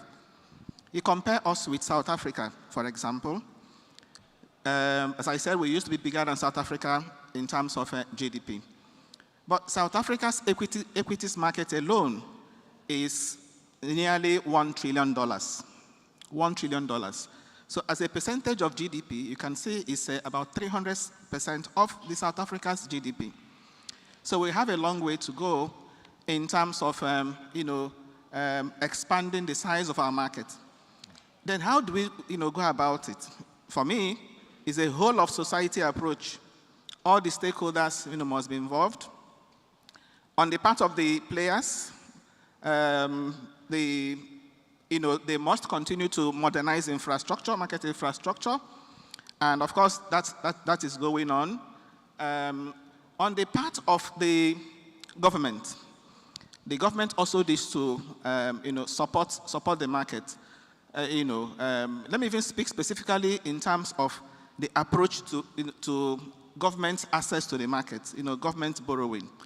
Now, if you look at the borrowings that have been done over time, okay, in my view, the right instrument has not been used in borrowing from the domestic market. Look at the structure, the composition of our domestic debt stock, the instrument. You realize that FGN bond is accounting for over 78% of the domestic debt we have taken. Okay? Of treasury bills about 17%, but the real infrastructure bond, the component, is less than 2%. Talking about the Sukuk. Sukuk is just about 1 trillion naira, represents 1.77%, bonds of about 15 billion. Now between them, less than 2%. So when we borrow from the market, okay, it's important that we use more. You can be sure that the proceeds are ring-fenced, the proceeds are tied to projects, okay, and that's also one way by which you can also reduce, this huge debt burden. So going forward, my recommendation here is that we should seek to use more of infrastructure bonds. Look at the recent domestic dollar bonds that we raised. That's fine, but again, it's also important, to be concerned, on the market and eventually do an. A lot is resting on Dangote coming on in 2026. No pressure, sir. Just saying. All right, so let me talk about manufacturing, because when you talk about diversification of the markets, part of it is what you cited. It's financial services dominated. If you look at it, it's skewed in that way. We have banks like Access Corporation, Access Bank listed. But we need to see more manufacturers on there. And at this time, as we look at economic rebirth or the journey to 2026, and this question is for Mr. Segun Kadiri. The challenges are there, they're obvious. The foreign exchange instability or foreign exchange volatility. We look at access to credit, especially as we see that balance between taming inflation and also having to hike MPR. How can the manufacturing sector in Nigeria be best positioned for an economic rebirth? As we have these conversations, if we do not have a vibrant, thriving manufacturing sector, we're going to be stuck in a rut. So I'd like you to share with us, because we're looking more about solutions, being optimistic, looking ahead, what must be done. I'd like you to speak. I mean, a man released that about 767, if I'm correct, manufacturing companies closed down in 2023 alone as a result of economic challenges. So it would be great to hear from your perspective, from your members. Mr. Kadri? Yes, thank you very much. I think you've pretty much said how important the manufacturing sector is. As a matter of fact, there's hardly any nation on earth that is wealthy that does not have a virile manufacturing sector. Manufacturing sector has very great capacity to deliver on jobs, to reduce the social, negative social implications of whatever policies that government has. And government in, government out, there has been declared intention to grow, for instance, domestic production. In the stabilization plan, which the Honorable Minister mentioned, there is even a manufacturing aspect of it that seeks to advance credit, which is one of the major challenges that we have. But one thing that is clear is that the manufacturing sector, not only in Nigeria, but in Africa, has continued to be a sector that most governments have not paid adequate attention. There's always an intention to grow the sector, but at the end of the day, you see is either lack of total commitment to be able to put policy to action, or you see a situation where the sector is crowded out in terms of priority as to what government will address its resources. So the manufacturing sector in Nigeria has continued to perform less than 50% of installed capacity. In MAN, for instance, we have what we call Manufacturer CEOs Index, where we measure the confidence of more than between 400 to 600 CEOs of manufacturing industries. And in the last report, it was said that multiple taxation, infrastructure deficiency, and of course, Forex are major issues. So if we are going to talk about what can be quickly done, it's just to resolve those. Fortunately, we have the Fiscal Policy and Tax Reform Committee set up by this government. So what to say, without any doubt, is that the recommendations that they have made, and some of them are in the public domain, should be speedily implemented. I mean, that would be a great day. If you can reduce the more than 60 taxes we are paying to less than 10, you begin to address the issues of multiple taxation, and you get the buy-in of the 3 tiers of government, the federal government and the sub-national. There's also the issue of Forex, which I think is very important, and thank God the Honorable Minister is here. I believe that government should also hold itself accountable. Government should deliberately build trust. There is still the issue of $2.4 billion forwards that the central bank, for inexplicable reasons, is still holding. And the manufacturers are bleeding. There's a company that is exposed to as much as 5 billion naira. I mean, and most of our big industries are declaring losses, some of them traceable to this issue. So I think part of the low-hanging fruits will just be to resolve these issues that we have. And we have the development of infrastructure, which should be deliberately cultivated to support the value chain of manufacturing, both from getting the raw materials, from the security that you need to guarantee to get to the factories, and also to ensure that the cost of their production goes down. For instance, you could deliberately freeze, I'm sure many people will not agree with you, but it's critically important. You need to freeze the rate at which the import duties for manufactured inputs, including machinery, spare parts, and raw materials, is calculated. Otherwise, you continue to have higher cost of production, which you need to pass on to the people. You may never be able to deal with the issue of inflation. And lastly, if I may also put, there is the need for us to have more coordination in the economy.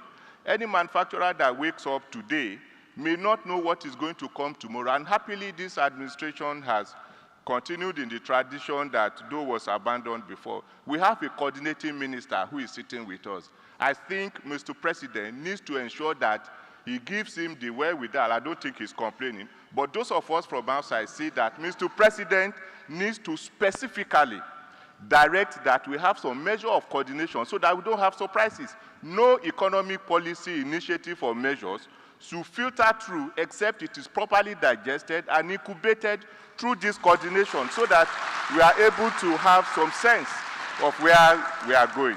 I think those are the few things that I think we can do to make speedy progress. Thank you. Brilliant. Thank you so much. Brilliant. Hard hitting. The truth, the whole truth, and nothing but the truth. And I'm really glad that you're sitting on the corner as the same as Honorable Minister, so that even if the microphone wasn't very loud, I'm sure he would hear you directly as to some of the needs of the manufacturing sector. A lot of potential there, but under-tapped. And as you've mentioned, some of the biggest, one of the biggest challenges would be policy direction. If you're looking to attract more investment in this sector, then the government must also be certain in its policy direction. I believe, Honorable Minister, with all due respect, you've heard this a number of times with regards to this administration, with regards to its policy direction, consistency in its policy, and I'm sure you might want to say something about that in terms of assuring the people. But before I come to you, so that you can, you might want to respond, I'm sure Dr. Almona from the LCCI would have something to say about that. And this time is on MSMEs. We cannot have this conversation without looking at the sector that accounts for about 50% contribution to Nigeria's GDP. When it comes to businesses, over 90% of businesses fall under this group. And so the challenges, as the Manufacturing Association has talked about, are quite similar. Infrastructure are some of the challenges. access to credit, some of the challenges. It's been difficult running a business. And despite the fact that we have a Presidential Enabling Business Environment Council in the country, I don't know to what extent, that has impacted, particularly for MSMEs. This is your stage, please speak. Thank you very much for that question, and I want to thank the Honorable Minister for his presentation. I saw a few things there that got me excited, and I also want to thank Mr. Bismarck Rewani. I think for the first time, he's made a presentation, and I'm not feeling depressed. Usually when he presents his position, I leave feeling, oh my goodness, what's going to happen to us? But when he started with the 2026 scenario, I was a bit hopeful. So thank you very much, sir. Talking about the MSMEs.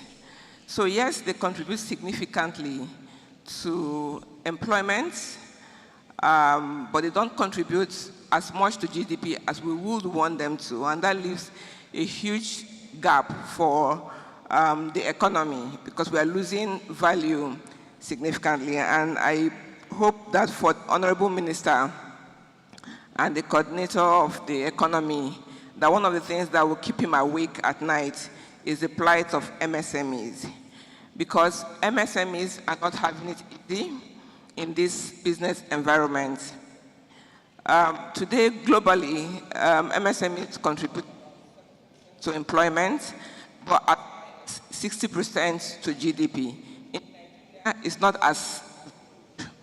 So can you use your microphone? Yeah. Just a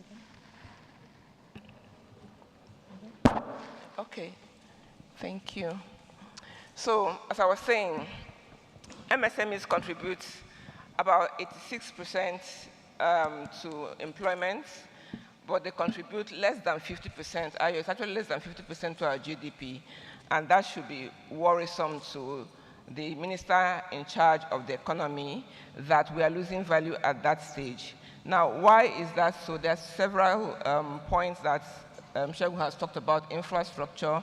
Infrastructure is a big thing, and we need to coordinate between the private sector, the public sector, the government to get infrastructure right in this country. Policy environment is another.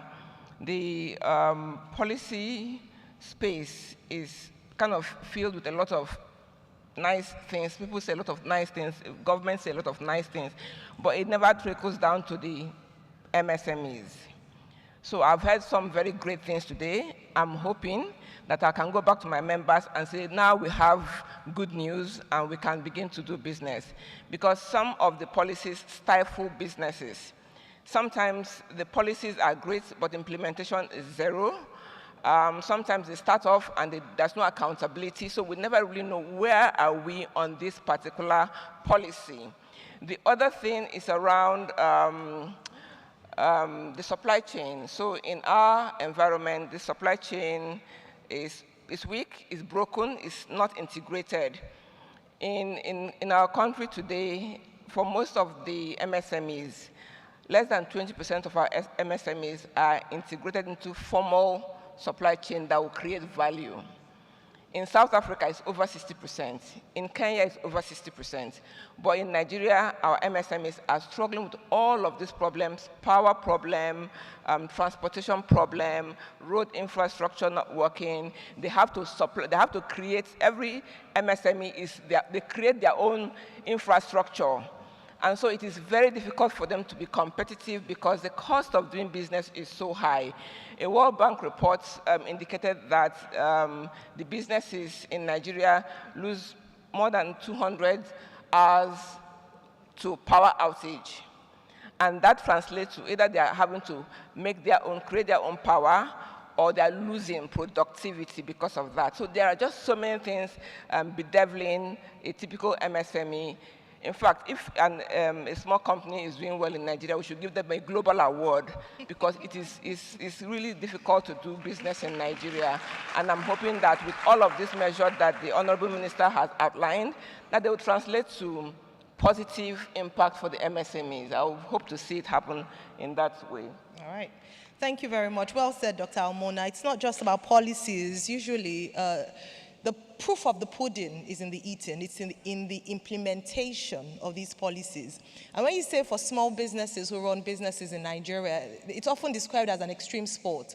But in recent times, we've seen that even big businesses, I won't look the way of the person I'm referring, even big businesses, it's an extreme sport to run in Nigeria and to thrive in Nigeria. So it's not, I mean, across board, small, medium-scale enterprises, big enterprises all have to, have challenges that sometimes are almost like Nigerian manufactured, Nigerian made. But thankfully, we're here today for solutions. So I'll let the honorable ministers, we're out of time now, unfortunately. Hopefully in the next panel, we'll have more opportunities for questions from the audience. I'll let the honorable minister respond. Being the government functionary here, but before you do, sir, I'd like to add one question. I think this is quite important. A number of people might be interested in this. This is from an online participant. Phased subsidy reforms with subsidy removals being critical to fiscal sustainability. Why is Nigeria not adopting a phased approach that integrates real-time cost-benefit analysis to ensure effective resource reallocation and minimize social disruption? Thank you. Let us start with the issues for the manufacturing sector as a whole. Of course, you are right. Without manufacturing, without industrialization, modernization of production, and as well as services, you cannot grow the economy. And there are many preconditions. As you mentioned, foreign exchange. And in this same hall, before assuming office, there was a town hall meeting at which industry, manufacturing, representatives stood up and said the number one problem is foreign exchange, access to liquidity.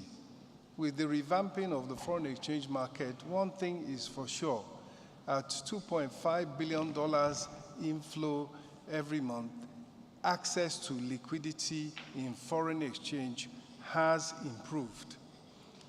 There's a related matter that you raised, sir, that is to do with the backlog of unpaid forward transactions regarding supply of foreign exchange, delivery of foreign exchange.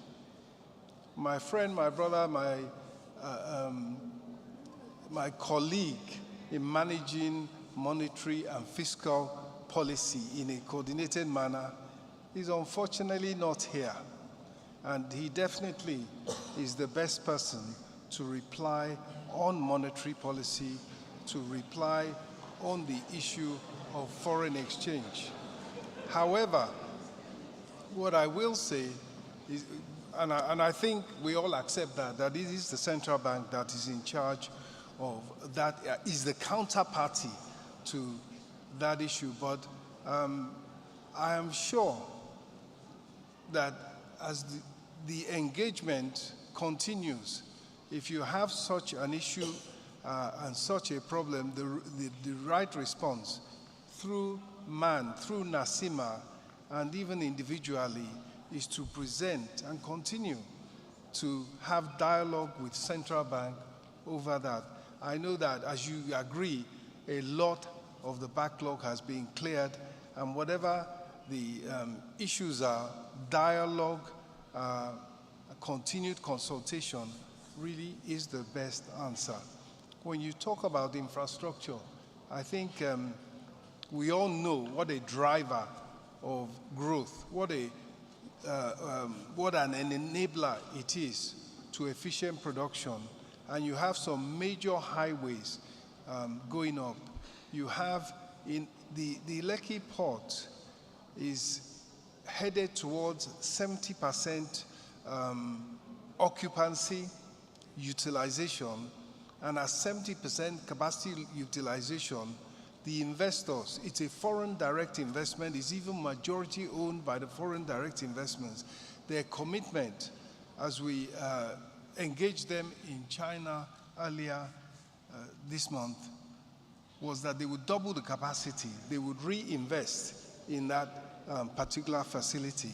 And there are rail lines already in progress that will come to fruition in the near term. That is the core infrastructure that will help to lower the cost, that will make manufacturing all the more viable. When it comes to taxation, and we have to remember that the intervention in the manufacturing sector, including tax relief, excise duty, stay of action on increase, withholding tax, pausing of withholding tax, the pausing of the sugar tax, as it's called, and including reform of the VAT regime. All these measures aimed at improving the tax regime and also removing the multiplicity of taxes. The target is to reduce the taxes that industry faces, that companies face, to reduce them to single digits so that you have clarity and you remove all the nuisance value that is involved in continually having to respond to requests to pay tax. And the rationale is this: 90% or so of the tax take that arrives in government coffers comes from less than 10 taxes. So the idea is to cooperate, consult, and work with all the levels of government to reduce the taxes that are demanded of the private sector, of the corporate sector. And let me also say this. In terms of planning forward-looking, one thing that we can, that I would like to share is that there is a commitment and there is ongoing work to bring down the rate of corporate income tax so as to leave more money. You are trying to encourage investment in order to grow the economy. So there is a commitment to look at how to bring down the rate of corporate tax and instead focus on, as we said earlier, let the richest bear some of these burdens. So it will be on the consumption, on high-end consumption, that the taxes would now be adjusted to. So for example, VAT would be exempt or zero-rated, food production, pharmaceuticals, health products, whereas on luxury items, it will be adjusted upwards. That's the thinking, that's the planning, and that's the forward direction that government is able to give the corporate sector. So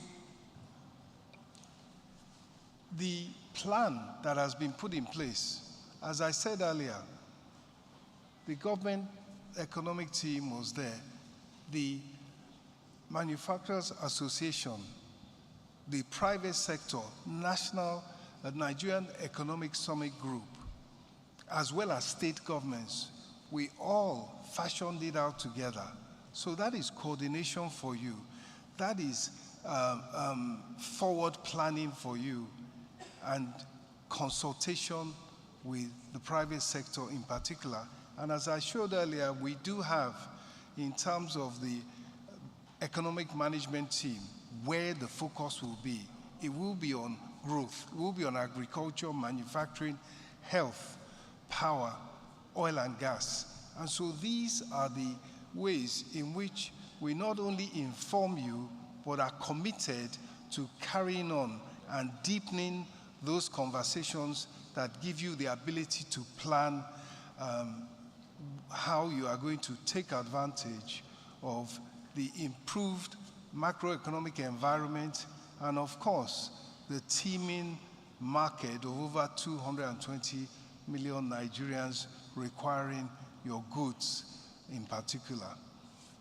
As far as, thank you, the small-scale industries are concerned, and the small-scale, the MSME and the SME sector, of course, they are huge employers, and there's tremendous scope for improving that sector. The intervention that was made earlier this year is to provide, and it's still being rolled out, 50,000 naira grants to 1 million of those enterprises, as well as 9% funding of up to 1 million naira for some of the bigger MSMEs and smaller medium enterprises. And as I said earlier, for the largest of enterprises, there is also a fund to provide 9% concessionary funding in order to bring down the cost of production and give us the opportunity to produce more, because as we all know, the best antidote to inflation is to ramp up production across the board. Thank you. Well, thank you very much, Honorable Minister. I don't think we can take that final question on phased out subsidy, but I'm sure it will be for a future conversation. He spoke a lot about taxes, corporate tax, the interventions, and I'm glad that very shortly we're going to be hearing from Mr. Taiwo Oyedele himself, who's going to be sharing perhaps some of the revenue projections for a sustainable economy. But at this time, I'd like to say a big thank you to the panelists who have done justice to the conversation this afternoon. Unfortunately, we don't have enough time, but like I mentioned earlier, for the next panel, we'll give enough time to take questions from the floor so that we are able to have the conversation. Honorable Minister? I'm sure, as protocol demands, you will give me the last word. I gave you the last word, sir. Thank you very much indeed. Let me just take this opportunity to thank Access Bank for this important forum and all of you for turning out and giving us the opportunity to tell you what government is doing and what it has in store from our perspective, things that you don't normally see and hear from. And I'll leave you with two parting shots. Consumer credit is coming. The funding of manufacturing and sales of manufacturing by giving people the opportunity to pay as they go, especially for the more durable goods. That will be a boon for the manufacturing sector, for the industrial sector.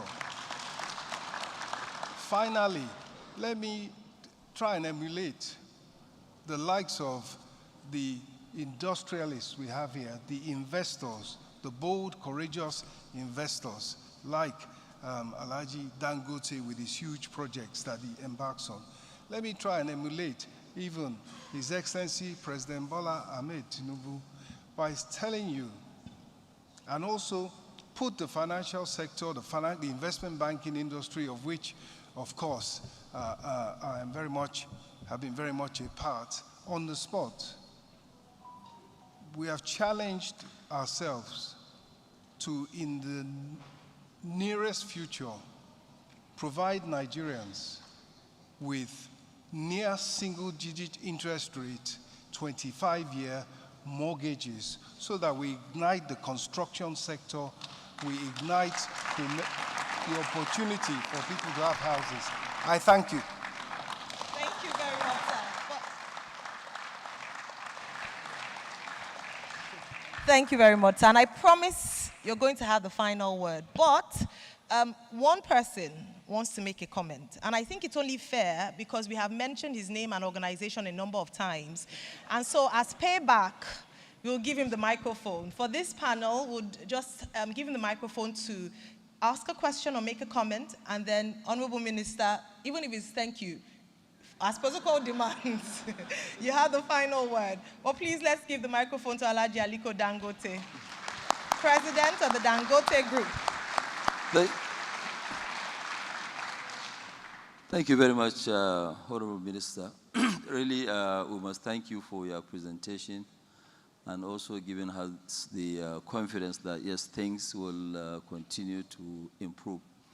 I think what we need now is really making sure we support the local manufacturing. I mean, we can go out and keep begging people for investment, but what attracts foreign investment is domestic investment.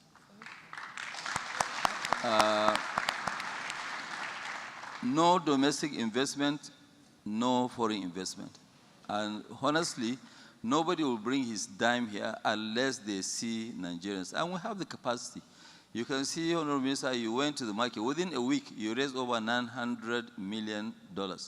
So let us now try as much as possible to have what you call a circular economy, where now, yes, manufacturers will benefit, the bankers will benefit, suppliers will benefit. Not for us now to be importing things where we're importing poverty, exporting jobs out. So really, I mean, what the government is doing currently, I think, is the right thing. But we have to make sure we support our domestic investors. If you look at India, why are they great today? Because they almost shut down their markets and everything was produced. But I went to 2 places yesterday. It was a bit scary. I was a bit hungry and I wanted to eat something, snacks. All the biscuits that were given in 2 different locations were all made in China, which is wrong. So if biscuits will be made in China and we are consuming that biscuit, it means that, yes, we are actually creating jobs in China and creating poverty here. So I think really we have to have a proper, support for the domestic. Some industries, whether there is support or not, they will survive. But I think the smaller and medium scale, we must give them all the support to survive against all this dumping and whatever. Because if today now you say, no, open up the market, somebody who is producing textiles from China should come freely, you to go and compete, we will never ever compete against them. Because when you are paying 30% interest rates, they are even being subsidized on the loan, they are not paying any interest, we will never ever survive. So please, Honorable Minister, I know you have a lot on your plate, but you are doing a great job. Please continue with that great job. Thank you very much, sir. Final word, Honorable Minister. Thank you. And on that note, thank you so very much. Thank you. Thank you, Honorable Minister of Finance and Coordinating Minister of the Economy, Mr. Wale Edun. Thank you to our co-lead presenter, Mr. Bismarck Riwani. A big thank you to Mr. Shegun Ajayi. We'd like to ask that please hold on, Honorable Minister. Yes, please, for a group picture. Chinyere Almona, sir, and of course, Professor Uche Walike. Sir.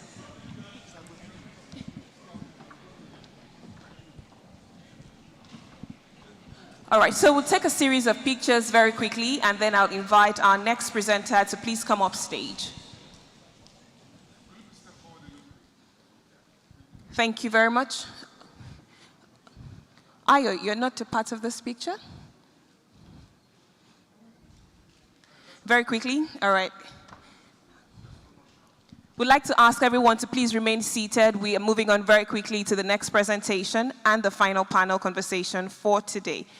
Thank you. All right, I would like to ask the Honorable Minister and Mr. Bismarck to please remain on stage as I invite Aigboje Aigimokwede. Honorable Minister, Mr. Bismarck, Honorable Minister, I'd like to crave your indulgence, just 2 more pictures, thank you.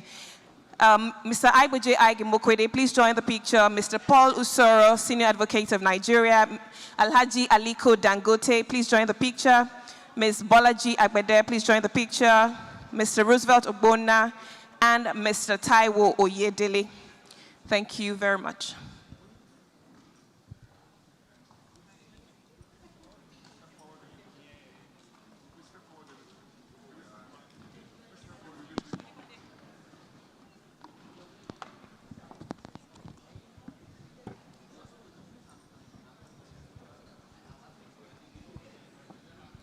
Distinguished ladies and gentlemen, we thank you for being a part of this pivotal conversation.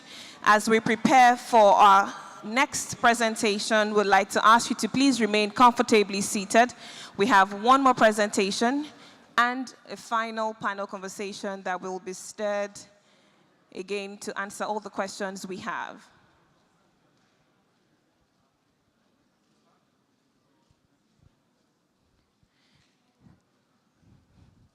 Thank you. Press and media, once you have it, please give me a thumbs up. Thank you.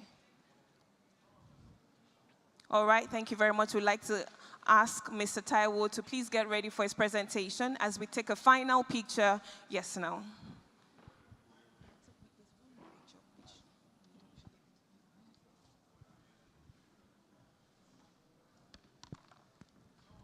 All right, thank you very much. Thank you, Ayomairo Esse, for steering that very excellent panel conversation. We are moving on very quickly now without wasting any further time. We do have another paper that will be presented focusing on Nigeria's revenue projection for sustainable economic growth.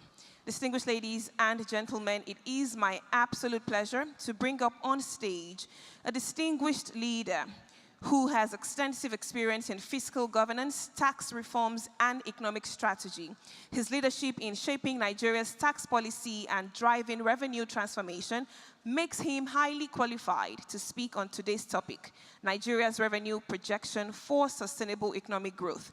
Let us make welcome, with a warm round of applause, the chairman of Nigeria's Presidential Committee on Fiscal Policy and Tax Reforms, Mr. Taiwo Oyedele. A round of applause for him, ladies and gentlemen, as he comes up stage. Thank you.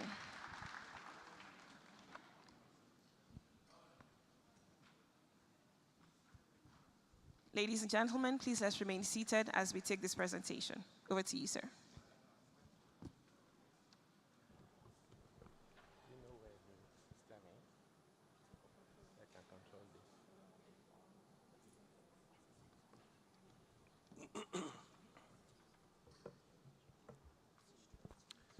Good afternoon, everyone. I'm going to stand on the existing protocol because the time I have is not a lot, and I know I'll make mistakes with the protocols. So my presentation is on revenue projections for sustainable economic growth. I'll just see if this works.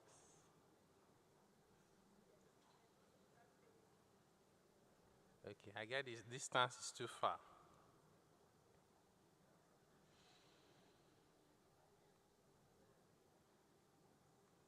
Okay, it's not my profile they want to see. If you can go back to the agenda slide. So what I want to speak to you about is first to start with where we are,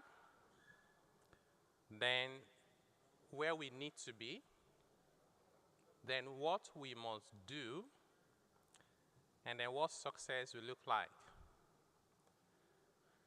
So where are we? If you can move on to the next slide.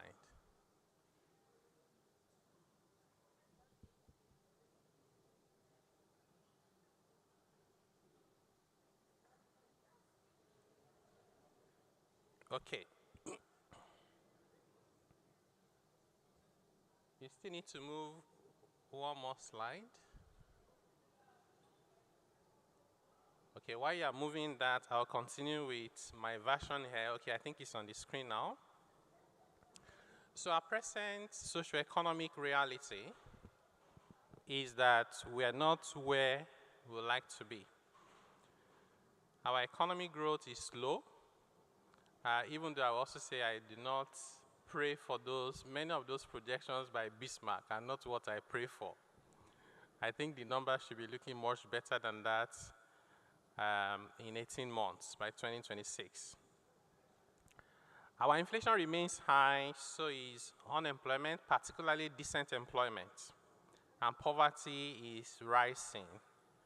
Government revenue is low, public debt is high, and the cost of servicing the debt is even rising faster.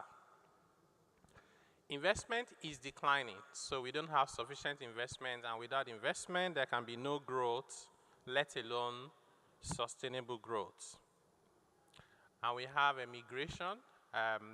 The reason why the rate of people leaving Nigeria to relocate abroad has slowed down is not because they no longer want to go, it's because the cost of living is much higher than it used to be. And many of those countries also are struggling. We also see some businesses that are divesting, even though some are investing, but overall we are having a net divestment. So what you see to the right of the screen is the multidimensional poverty index calculation that shows us why over 133 million of our citizens live in poverty.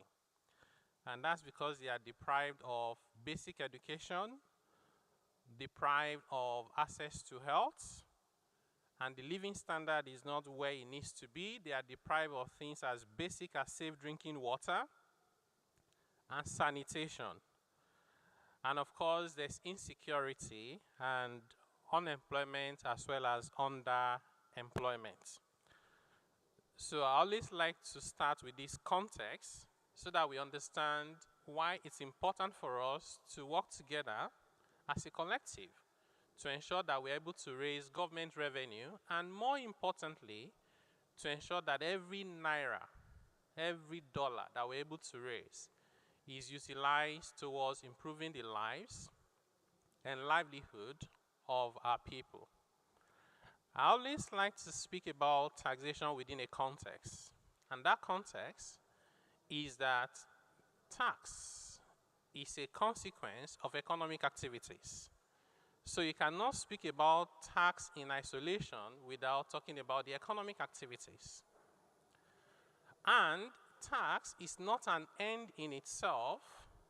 It is because you want to use that tax as part of the social contract to improve the lives of the people. So I will always say that any tax policy or government policy for that matter that distorts economic activity is a bad policy. You don't need to ask any other questions. And any government policy, including tax, that undermines the quality of life of the people is a bad policy. No other question is necessary. Therefore, we must situate our policies, taxation, fiscal policy, monetary policies, within the context of facilitating and stimulating economic activities on one hand, and at the same time, ultimately, improving the quality of lives for our people.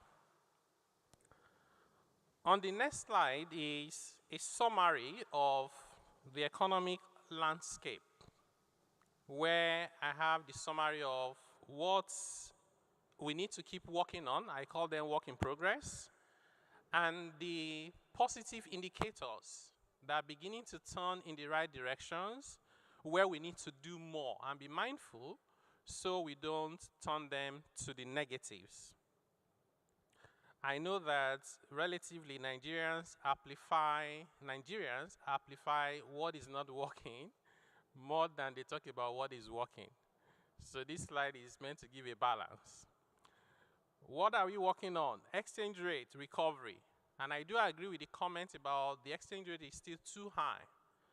You know, I just returned from Kenya yesterday, actually.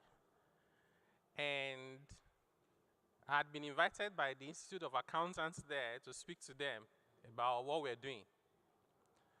So when I got to the hotel, the guy who was supposed to take me to my room, I like to learn a lot, especially from people like that, you know, drivers, waiters.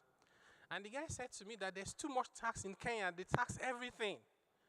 That can I imagine that his salary is 50,000 Kenya shillings, and his taxes is about 16,000, that's over 30%.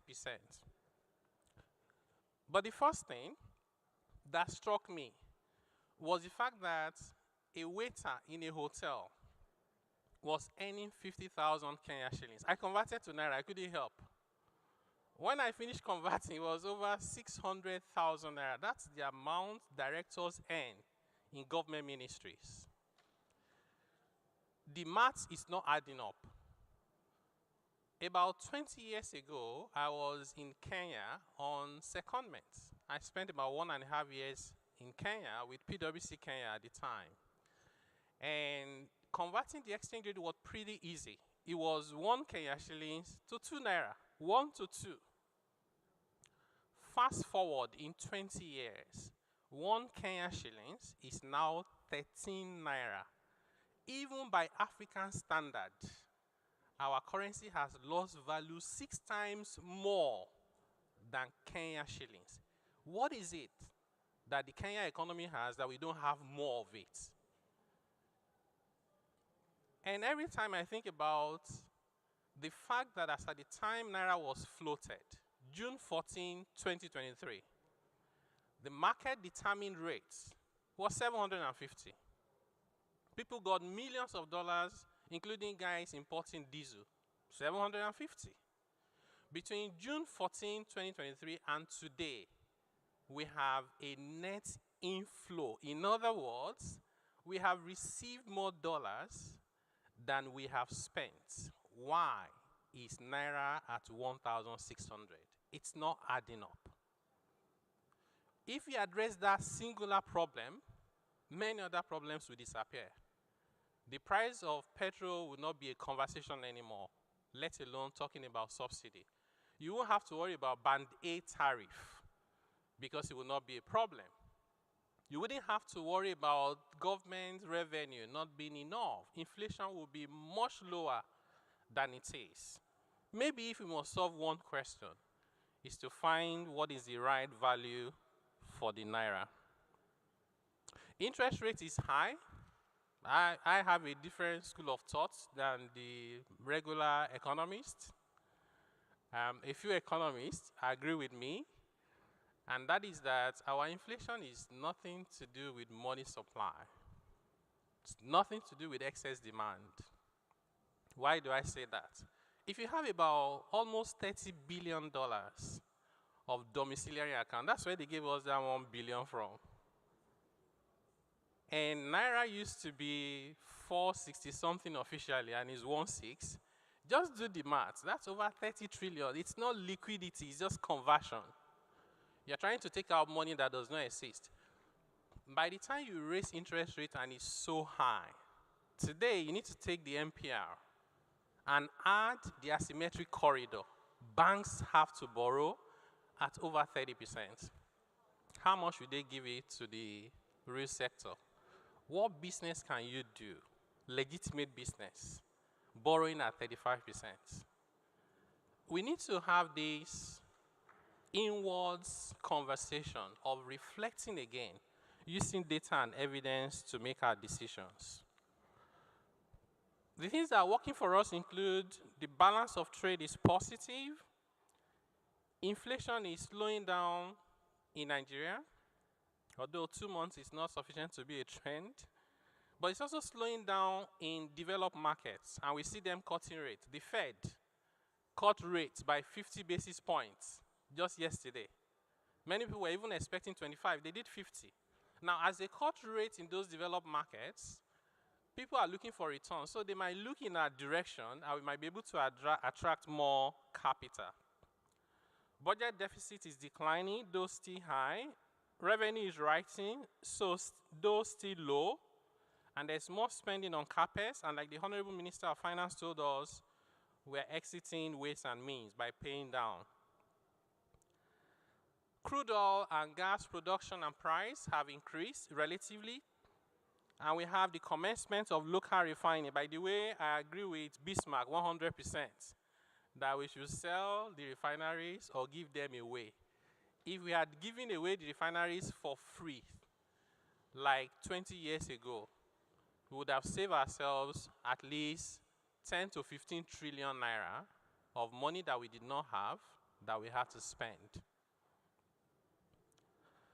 We have positive outlook by the rating agencies. There are 3 major ones who look at us, and 2 of them say we are positive outlook.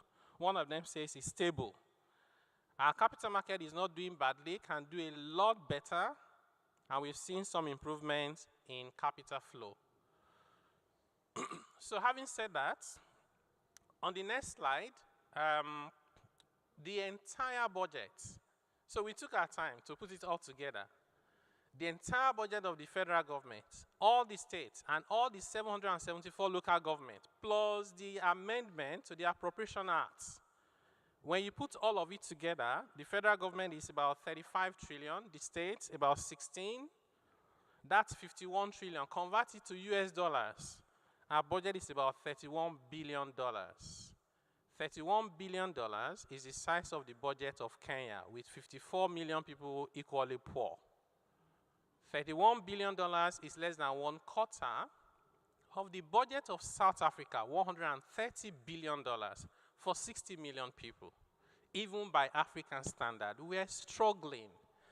And this is not even the revenue, this is the budget that is significantly deficit financed. On the next slide, you see how the numbers look like for tax revenue, which is the major revenue now, because not a lot is coming from equity of crude. Yeah, maybe tax now and foreign exchange gain is what we are using to balance the accounts as best as we could. On this next slide, it's very instructive that we need to do things differently. And we must be willing to take tough but necessary decisions. What we have done for decades, it's not working. It will not work.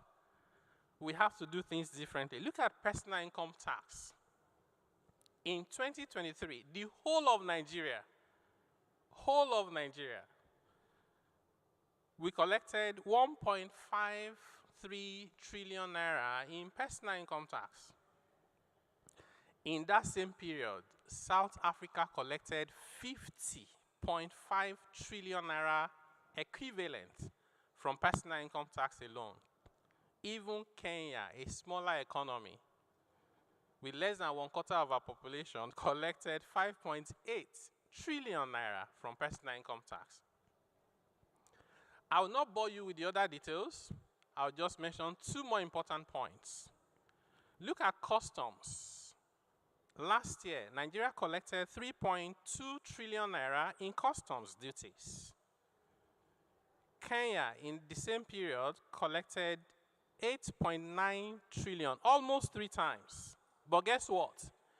The value of imports, total imports in Kenya was $23 billion. Value of imports in Nigeria, $66 billion.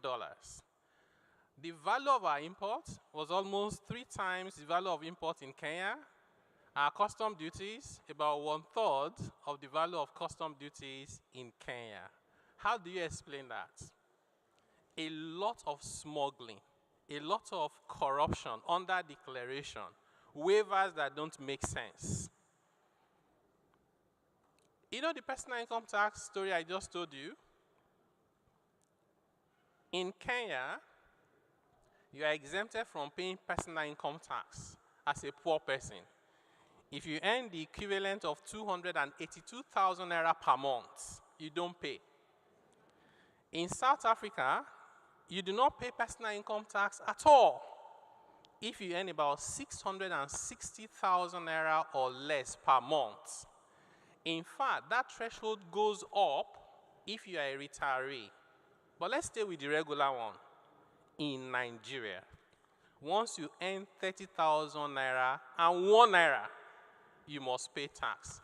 How do you reconcile the fact that we tax anybody and everybody, including the poorest people, yet we have no revenues to show for it? Something is broken and it has to be fixed, and be fixed urgently.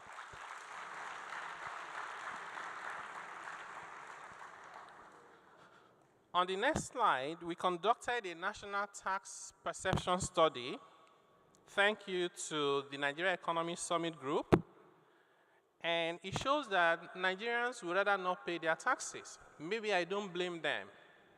Only 17% of Nigerian adults will pay their taxes. 83% will do anything other than pay.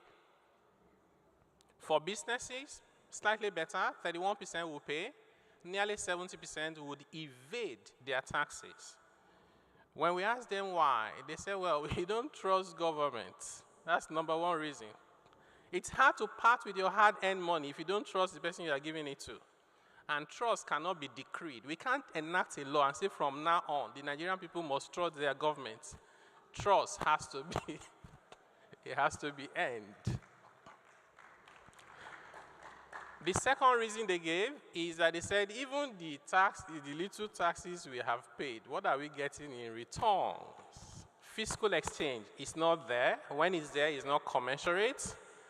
And we are wasteful as a government and as a people. Our priorities are also wrong. We've seen governors building a golf course when they have no primary schools. We have about 15 airports built by different states where they cannot boast of 1 or 2 flights a week. And there was already a nearby airport, 30, 40 minutes before they built their own. Now they can't maintain them. Because they can't maintain them, they have to tax and overtax us in Lagos and Abuja to find the taxes, the money to go and maintain those airports. And it has become so bad. IATA said the two most taxed airports in the world are number 1, Abuja, number 2, Lagos. We now carry that embarrassing title for having the airport with the most number of levies and taxes in the world. These are self-inflicted pain, and once we are ready, we will remove them. These ones require no prayers at all, because they're not from God, they're from us.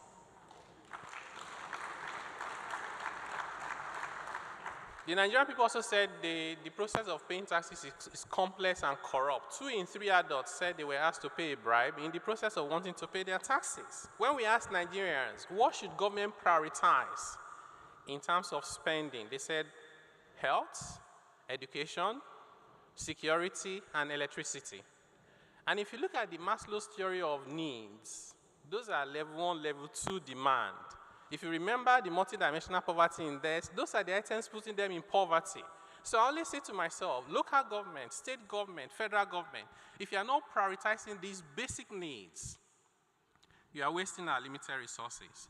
On this next slide, you may not be able to read the content of the slide, and it is intentional, it's deliberate. It's to pass a message across. What you are seeing or you cannot see properly on that screen are the official number of taxes and levies approved for collection by the federal government, column 1.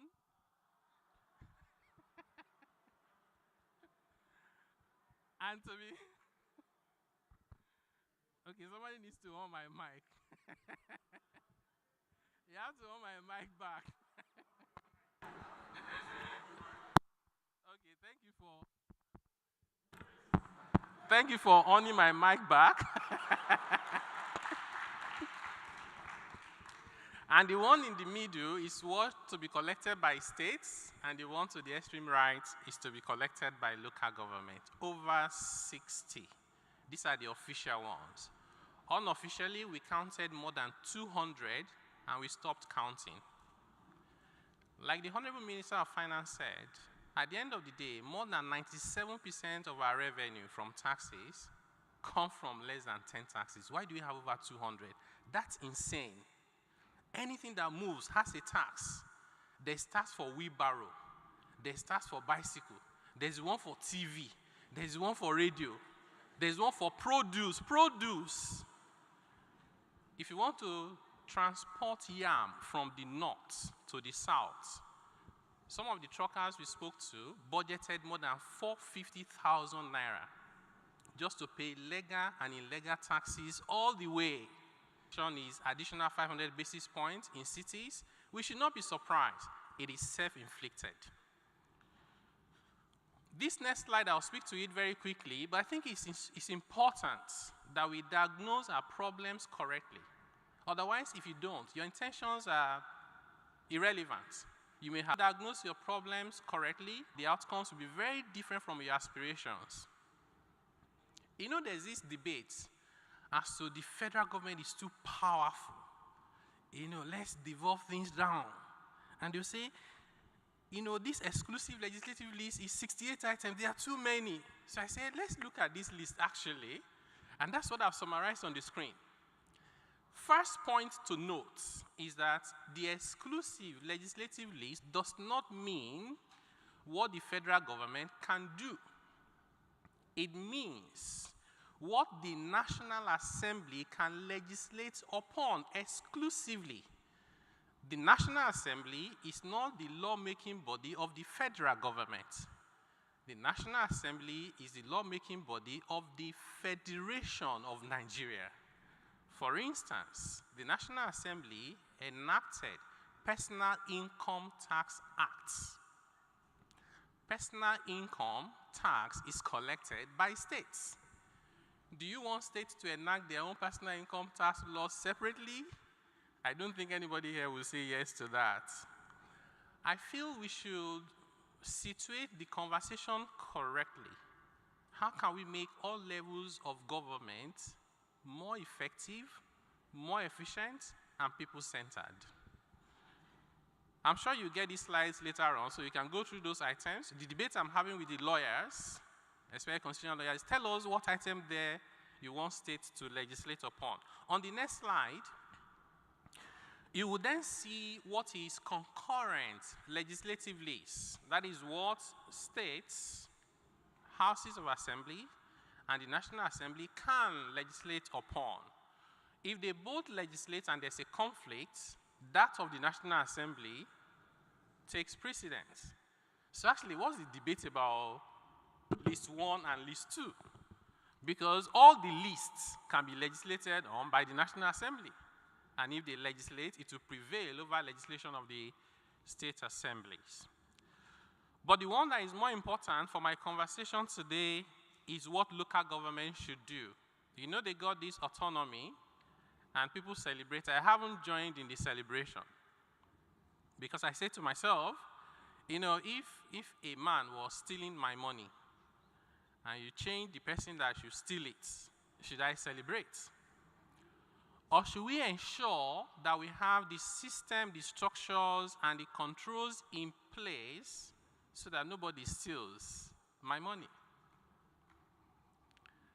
The Constitution requires that local government provide important functions, including providing accommodation for destitute homes, including construction and maintenance of roads, streets, street lightings, drains, parks, gardens, public convenience, sewage, refuse disposal, regulation of outdoor advertising, so on and so forth. And in conjunction with the state, local government should participate in the production of primary, adult, and vocational agricultural development, health services, and other functions. Why is this important? The Constitution is very deliberate in ensuring that local government have resources. They should collect money from federation accounts. They should share from states, joint accounts. They should have their IGR. It's the most funded, on paper, level of government. Why? Because they're the closest to the people. And they're supposed to use that money to do all of this, which they are not doing. Let's be honest with ourselves. When I was growing up in a very remote village, somewhere in Ondo State where I was born, the only primary school was a local authority primary school, LA school. That was where I attended school. We were asked to put right hand and touch the left hair. That's how they determined whether we're ready to start. I was short when I was a small boy. My hand did not reach the other side. But luckily, I went together with my twin sister, and she was taller. And her hand could reach the other side. He said, okay, yeah, you can start, but he cannot start. So my dad said, isn't that stupid? They were born the same day. My twin sister was my saving grace. I would have lost maybe 1 or 2 years, but that's not the point. The point is, if that local authority primary school had not been in my village, I would not be here talking to you today. It would have been impossible to be educated. There were no other options. No private schools, no other schools. Today, we are having to contribute to fix the roof, to buy tables, to buy desks, to fix the hall of that primary school. Continuing like that, what Nigeria will look like in the next 2 decades, 3 decades, 4 decades is very predictable, almost with 100% certainty, and it is not the Nigeria that we want. So the way to address it is to retrace our steps and make sure that everybody, whether it's federal, it's state, or local government, does what they need to do to impact positively on the people. The next slide is another misconception about revenue. They'll say, oh, give more revenue to subnational. I love subnationals, and I think they should earn more. But it's not by moving it from the center that is, in my view, already weak, revenue-wise, to the states. What do I have on this slide? Altogether, we have about 8 major sources of revenue as a country. Personal income, property tax, stamp duties, value-added tax. Land in Nigeria is owned by the states more than 90%. Land in the US is owned by the state less than 10%. Personal income tax is collected in Nigeria almost 100% by the states, excluding the FCT.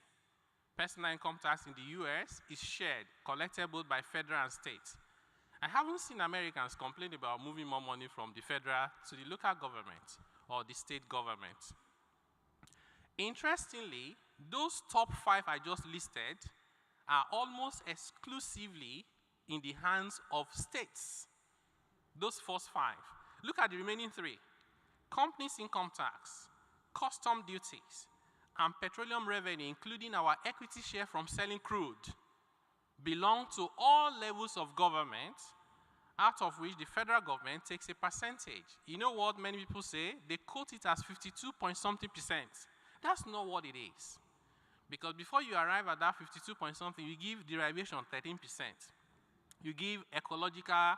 By the time you take everything together, you see that the federal government collects less than 40% of the joint revenue. Last year, FAC was over 10 trillion. Federal government collected 3.99 trillion, less than 40%. So if you collect about 40% of 3 revenues, that's 1.2 equivalent. So out of the 8, federal government gets about 1.2, subnational get about 6.8. So what's my message here?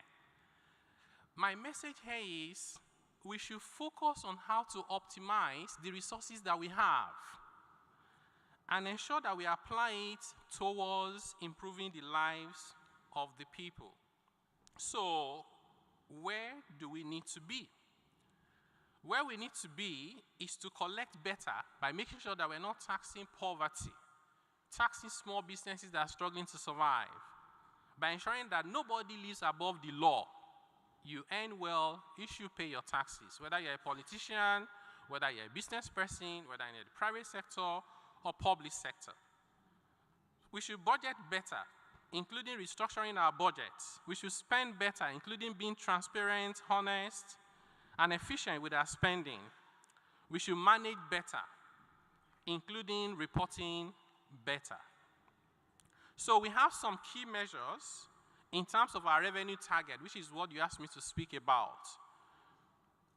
We have plans to improve our revenue from around 10% to GDP today to at least 18% of tax to GDP ratio within the next 2 years. And for revenue, which is bigger than tax, to be around 25 to 30% of GDP. And this we want to do by reducing the burden of tax on the people. So you're going to ask me, where do you then find the revenue from? We have found out that there is a wide tax gap. What do we mean by tax gap? People who are not paying the taxes they're supposed to pay even today. That tax gap is made up of 2 major components. There's a policy gap, which is what we decide as a people that people shouldn't pay tax on. And there's a compliance gap of people who just evade taxes by under-declaring or lying about their affairs. We think we can fix that, not by begging people to tell us what they earn, but by using intelligence, technology, and third-party data to tell people what they have earned. so they can pay their taxes. We want to harmonize the number of taxes so they are a single digit across all levels of government, and we want to institutionalize our changes so that nobody will reverse this hard work in another couple of years. Politicians are very good with reversing stuff. Whether it makes sense or not is not their business, it is whether it is their idea. We want to have an ombudsman to protect the vulnerable taxpayer. Just imagine today a small business person. By the way, the question about, we have to change how we think. You can carry out this experiment. It's a social experiment if you have time. Do a banner, okay? I'm not sure whether there's a banner here. Just do a banner and pretend that you want to start a business, any business.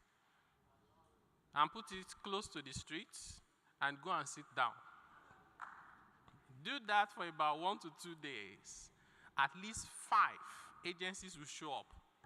They will ask you for business premises registration, advert fee. They will ask you for sanitation. They ask you for this and that. You have not even sold 1 naira. It's almost like it's a crime to want to do business. And I said, I have a dream that one day in Nigeria in my lifetime, you put that banner out and you receive calls that say, we are aware you want to start this business. Are you aware of this support from the government? Are you aware of access to this credit? There's access to training. You know, there's a group you can join to help you. Do you know you can aggregate and export? Let's begin to support ourselves. Elon Musk paid $11 billion in personal income tax in 2021. He tweeted it himself. I think I can believe him. I converted it into Naira. Apologies, I always convert things to Naira. And it was the equivalent of 4 years personal income tax in the whole of Nigeria. One person paid it. And I asked myself, did this man love America so much? I concluded that the answer is no. After all, he's originally South African. Why did he not give that money to South African government who needed it more? It is because America gave him the platform and the opportunity to create wealth. He owes not only a legal obligation, but a moral obligation to pay back to that society. If he had stayed back in South Africa, he would not be anywhere close to the richest man in the world. We must begin to help people create wealth. So on the next slide, you see the mandate of our committee. I will not go through all of it. I know I've actually maybe even exceeded time already. But our work is not just tax. People say we are a tax committee. We don't have any issues with that. But bear in mind that tax is a small component of the work we have been given to do for our country. It's about fiscal governance. It's about revenue transformation. It's about economic growth and competitiveness. And on the next slide, you will see how we have taken those over 60 taxes and levies, eliminated many of them, compressed the ones that we need to keep to 8. Our hope and prayer, and we call everybody to please support us, is that when we are done with our work, all the taxes across the 3 levels of government will be only 8 taxes. And you have them on the screen. Okay, you can go to the next slide so they can see it on the screen. So the taxes are there. I will not call them out. So those are the 8 taxes to collect. The number 9 is not a tax. It's a contribution, like pension contribution, which belongs to you. On the next page is the need to tackle inflation. I made a comment earlier on that we do not believe, based on the data available to us, that our inflation is demand pull or due to excess money supply. In fact, that money supply that we normally see in trillions, you know, is in the hand majorly of about 2% of our population, according to the NDIC. That 2% people are not the one trying to buy bread and yam, raising prices up. They're looking for where to put the investment. They're looking for treasury bills, bond. So when you raise interest rates, I'm going to be asking myself, how does this help us? So look at our households. This is the CPI basket. That's the average of where people spend their money in Nigeria. 82% of household income goes into food, housing, transportation, education, and health. So what we are planning to do is, as part of our reform, We're identifying the taxes in those areas I highlighted in green and removing them, including VAT. We should not have to tax what people need to survive. That's survival, food, health, education, transportation. We shouldn't be paying taxes on them. And also because these are basic needs, I don't think anybody just eats too much food because they can afford it. So maybe what we need to do is to encourage more productivity.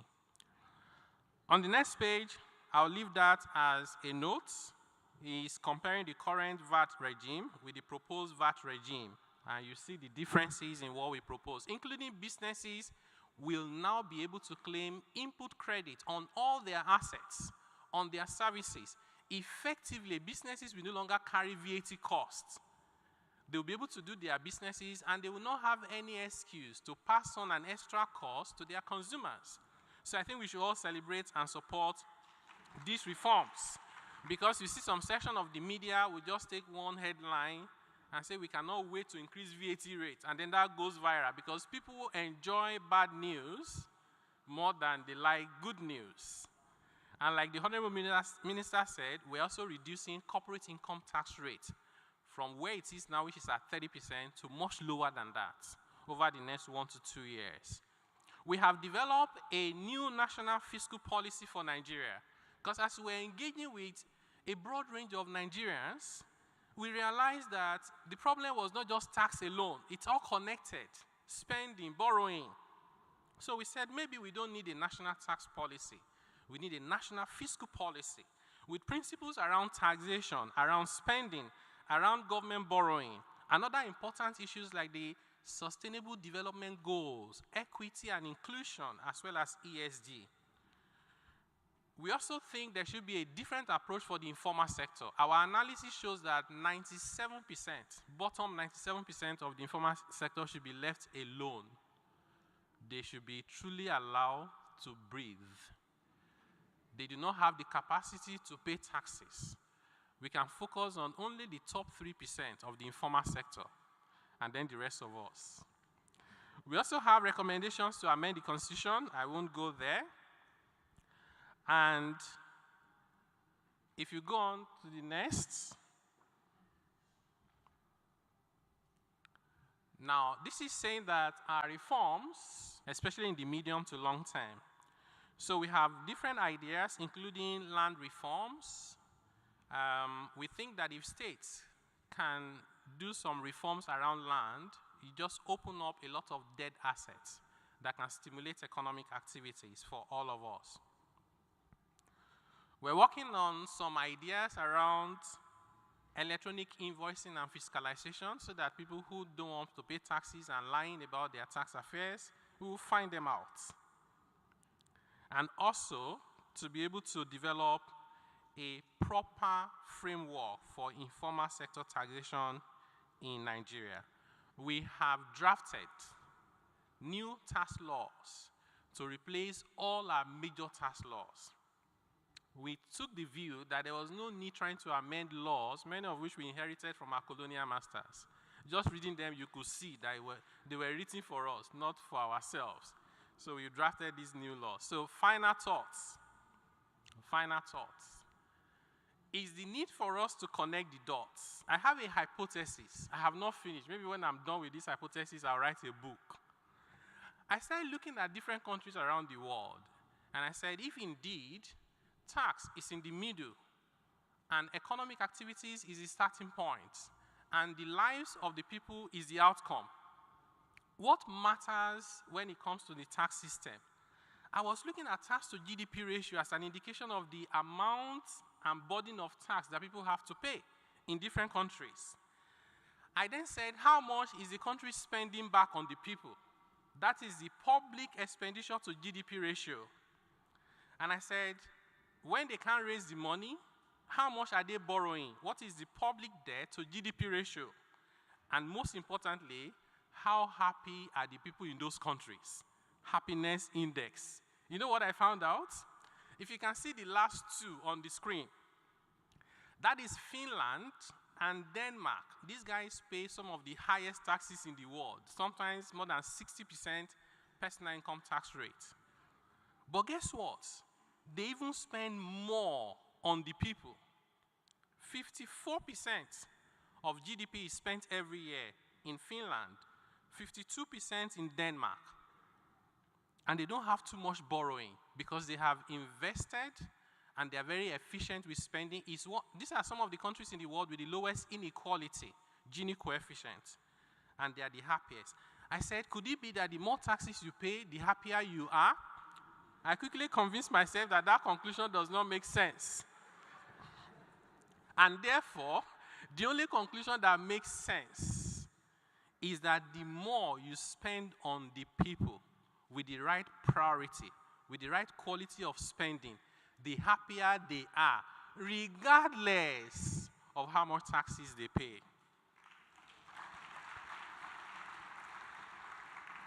So, revenue, on the next slide, for sustainable growth, we have to recognize that revenue is a means to an end, not an end in itself. We must think about an economy that is conducive and investment-friendly, policies that are purposeful and coherent, legislation that are enabling and dynamic, an administration that is simple and efficient. Then and only then can you boast of what is in the center, which is the shared prosperity, without which you cannot have sustainable development.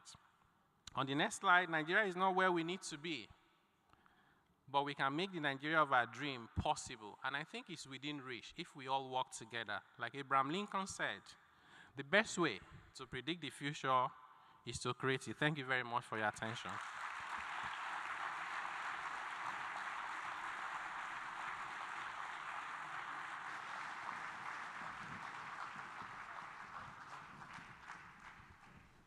Please keep the applause going, because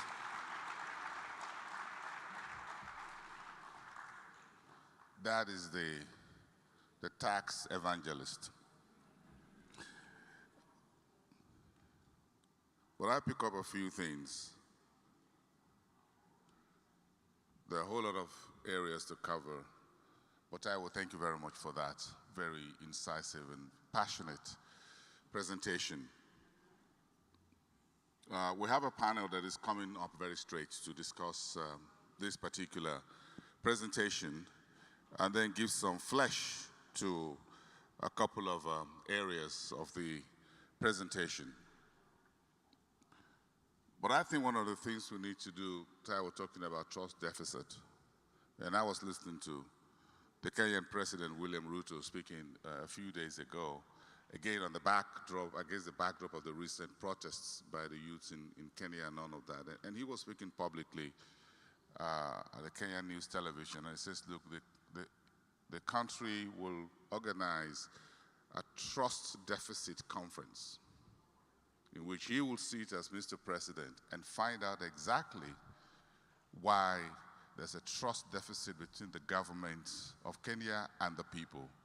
I want to allow everybody to express their minds and find out how to bridge that deficit gap and create an opportunity for everyone to express their minds and be able to come up with solutions that will help the government perform better.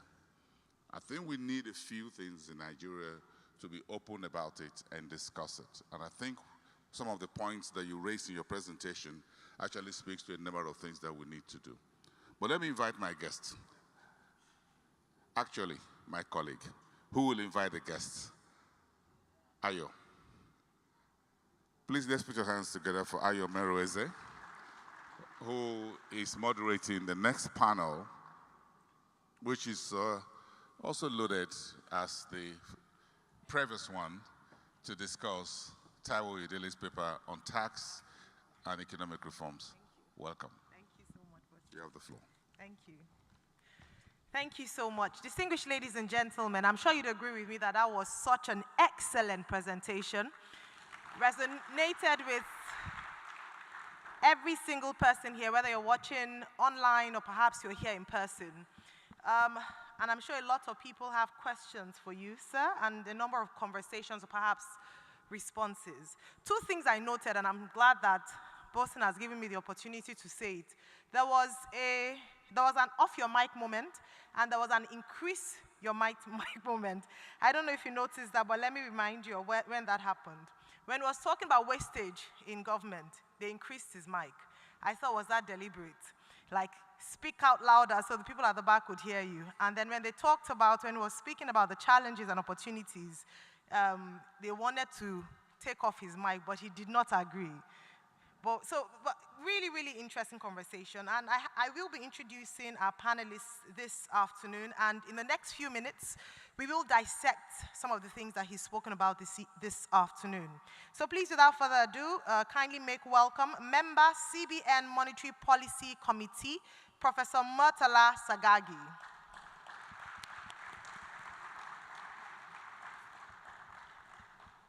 Also joining us on stage, we have the DG, Nigerian Association of Chamber of Commerce, Industry, Mines and Agriculture, Nasima, Engineer Shola Obadimu. Joining us as well, we have the Dean, Faculty of Law, University of Lagos, Professor Abiola Sunny, SAN. And finally, for this conversation, we have Dr. Abiola Adimula, Center for Peace and Strategic Studies, University of Ilorin.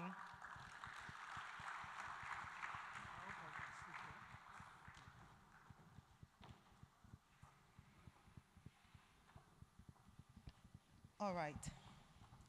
Thank you very much. Now, our time is fast spent, however, we'll do things switch things up a little for this particular panel session. I'll open up for each of our discussants to give an opening statement based on Mr. Taiwo Yedele's presentation, after which I'll throw open to the audience for anyone who might have questions or perhaps comments or reactions to the presentation this afternoon. We're hoping to wrap up in about 20-25 minutes. We thank you all very much for your patience and for being such an excellent participant at today's event. So I'll start first of all with the lady to my immediate left, and that's Dr. Abiola Adimula. In 1 minute, your opening statement in response to the presentation made by Mr. Taiwo Yedele.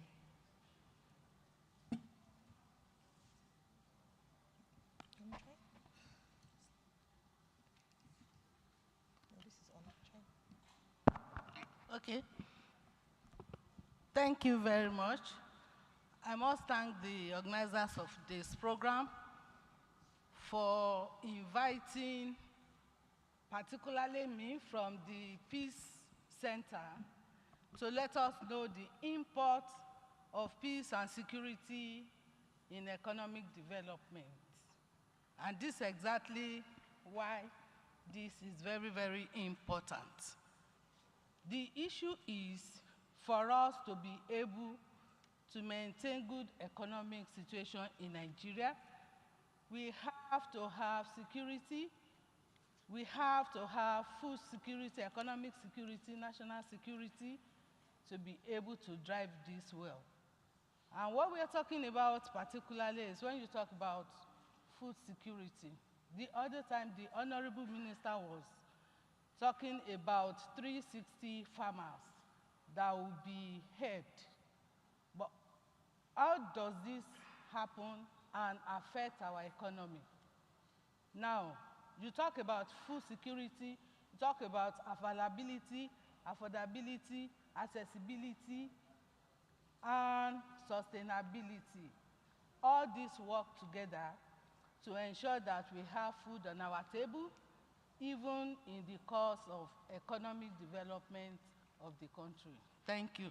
Thank you very much, Dr. Abiola Adimula. I'll move on to Professor Abiola Sunny, SAN. Thank you very much.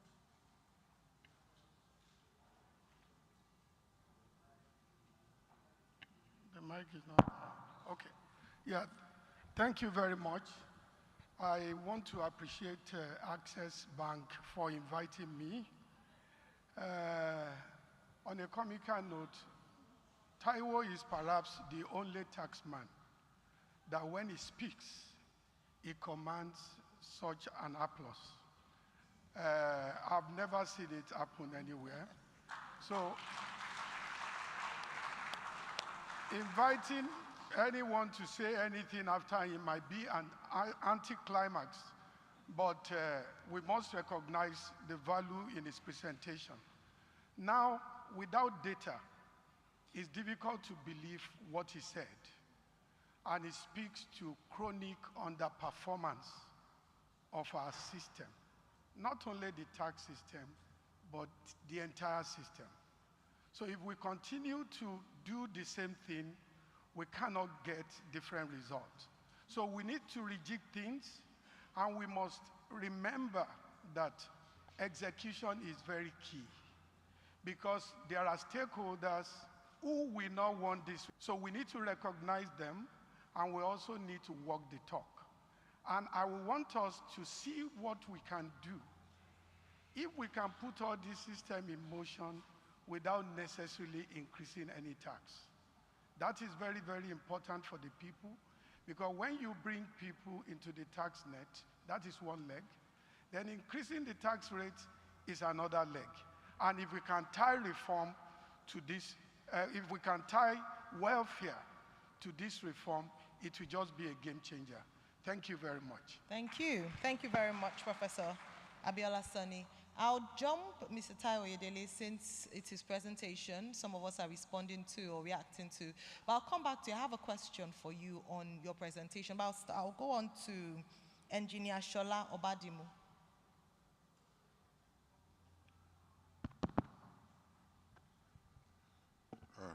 Hello? We can hear you, sir. Hello? We can hear you. Okay, all right.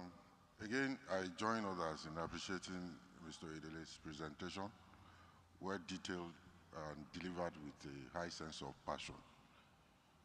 We just hope that most of the recommendations outlaid can be adopted to make sure that the initial goals are achieved. We also, for me, we need this sort of exercise or committee to, as I think Prof mentioned something like that, to deal with other aspects of our national life. Our health system is in shambles. Our education system is nothing to write home about. Infrastructure. So if we could have committees that could do this kind of detailed work on each aspect of our national life, and the recommendations could equally be adopted, I think we'll be moving in the right direction. The last point for me is the need for a deliberate policy there is nothing bad in exports, a deliberate policy to add value to whatever goes out of Nigeria. The last panel touched on this fact when issues of mining was discussed, but it was a bit glossed over. I think it's a neglected sector comparatively, and the need to deal more fundamentally with the agri-value chain. These two are the primary sectors that could employ more people and derive more taxes from companies that engage in them on a legal note. These are my initial comments. Thank you. Thank you. Thank you very much. Professor Murtala Sagagi, please. Thank you very much. I must commend the presenter for the wonderful presentation, and I think I would agree with him in almost everything he mentioned. And when he was speaking, I was looking at him, and when he mentioned Ondo State, village, then I say, yes. That's why this person is able to connect with us. And I think that's really positive, and that's really wonderful.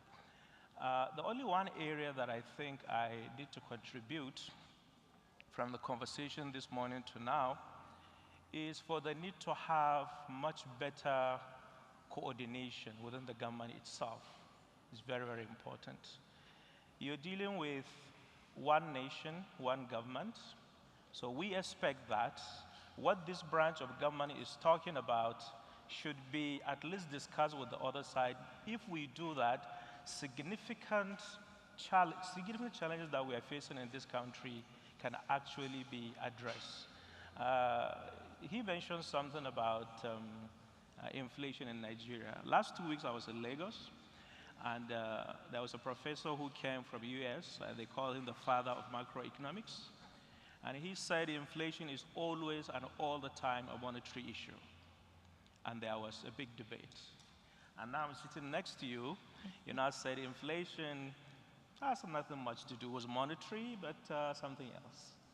And even within the government itself, these two sides exist, and in very high policy places. And I think there has to be conversation around this. But one thing I would like to say is that I decided to be here regardless because of one word: hope. And I've seen hope. If you had invited me around January, February, March, I may not likely come.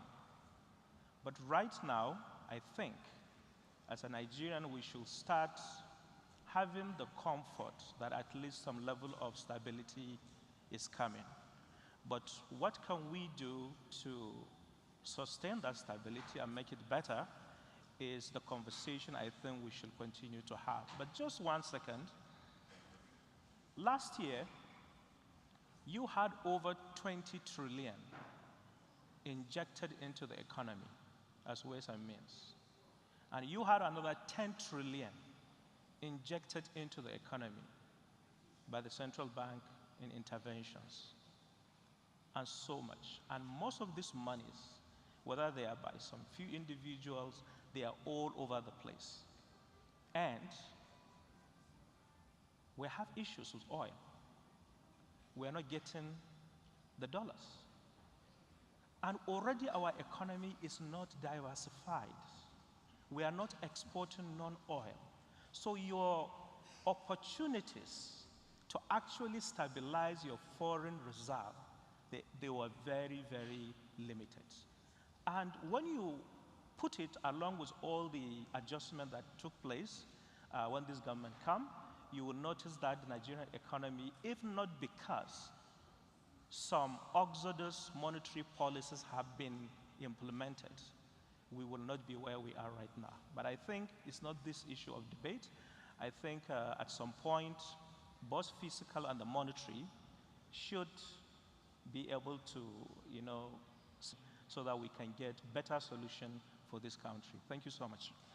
Thank you very much, Professor Sagagi. Right, from Mr. Oyedele, in your presentation, you had analyzed or put side by side the amount of tax received from Nigeria, South Africa, and I believe it was Kenya, a comparative analysis. And under, for instance, customs and excise, you had put a significant increase, and if you look at that with the number of population, significant decrease that Nigeria collects as opposed to its counterparts in South Africa and Kenya. Would you put this down as well to leakages? And I don't know if part of that foundations, you talk about how we can plug the leakages. Because in some instances, even currently, it's not, the tax that's realized is not reflective of the actuals. So as part of your comment, yes, I hear you as to the 8 areas where you collect taxes from, but if we don't plug the leakages, we're still going to have the same challenges that we have. It's exactly the same thing as you say about the state and the local government. It's just different people stealing your natural your resources. So I'd like you to speak to that. How do we plug the leakages so that the monies that actually come to the coffers of the Federation stay in the Federation and not people profiting?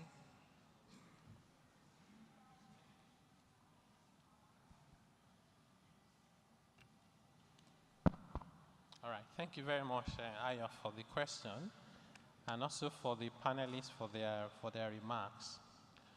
So I'll answer your question in a moment, but I think the question, particularly from my brother around the inflation, I think that it's not a binary option of is either one or the other.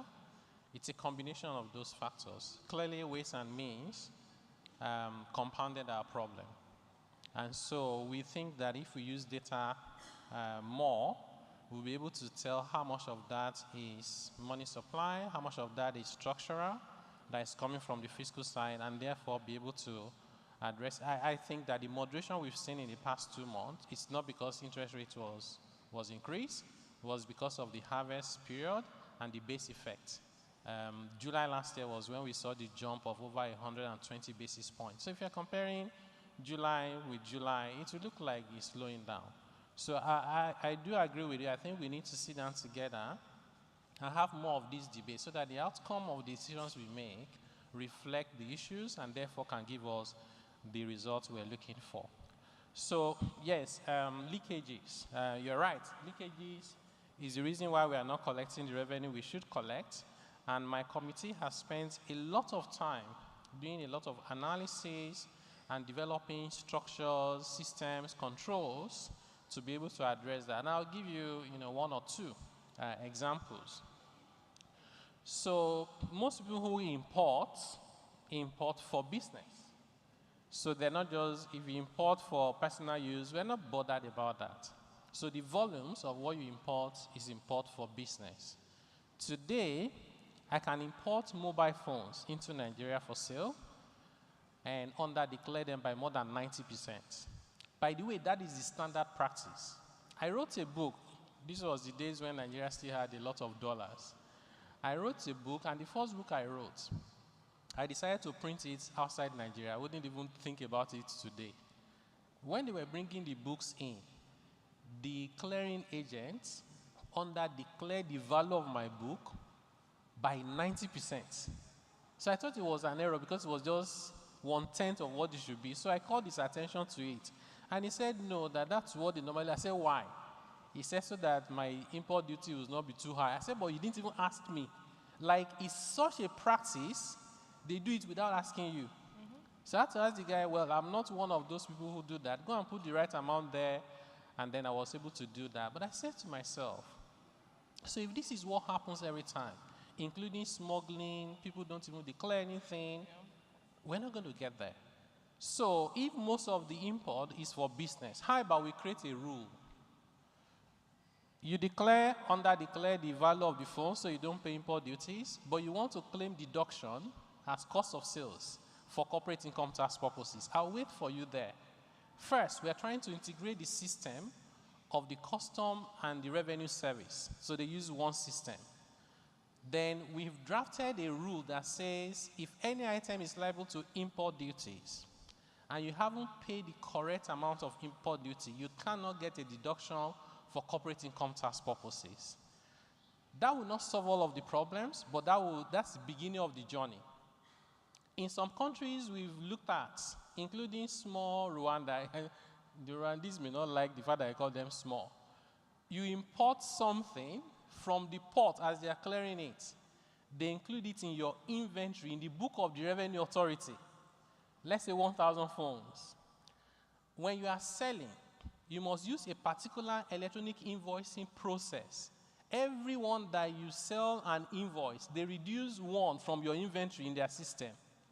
Should you decide to sell outside of the system approved by government and say, oh God, give me cash, make we sell, the system will show that you have not sold. When you submit your account at the end of the year, you say your closing inventory of unsold phone is 300 units.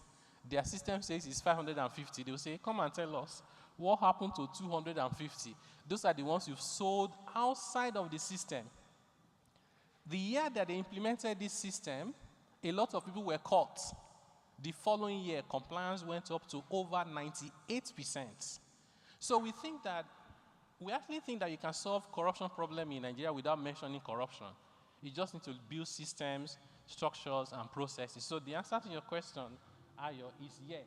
We have thought about it. We have done a lot about it. Now we are at the implementation stage. Thank you very much. Structures, systems, processes, building strong institutions. Thank you for that. Just before I throw to the audience or open up questions from the floor, this question is for everyone, and I'd like you to respond based on your industry and based on who and the groups that you represent today. Mr. Oyedele in his presentation talked about helping people create wealth. If we're going to look at taxes, we're going to have to explore ways that government and different industries can help people create wealth. And so I'd like you to share, as we look at economic opportunities here at this event today, what are ways in your industry that people can be supported or businesses can be supported to create wealth? Because that's a big challenge in our country. I'll start with you, Doctor.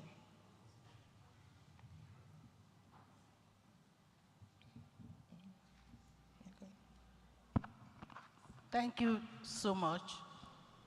When you talk about economy in the country, the issue of security is very, very important. In Nigeria today, we have so many insecurity around us. You talk about banditry, kidnapping, and all those insecurity. We all know them. The issue is the money and the fund that the government is supposed to use for economic development are diverted to creating security in the country. So what can we do to improve this? There's a need for the federal government, and particularly the people in the security sector, to have interagency collaboration, whereby security of lives and properties can be provided for the people. While Mr. Oyedele was presenting, he said any policy that is not tailored towards the good quality of life of people is bad policy.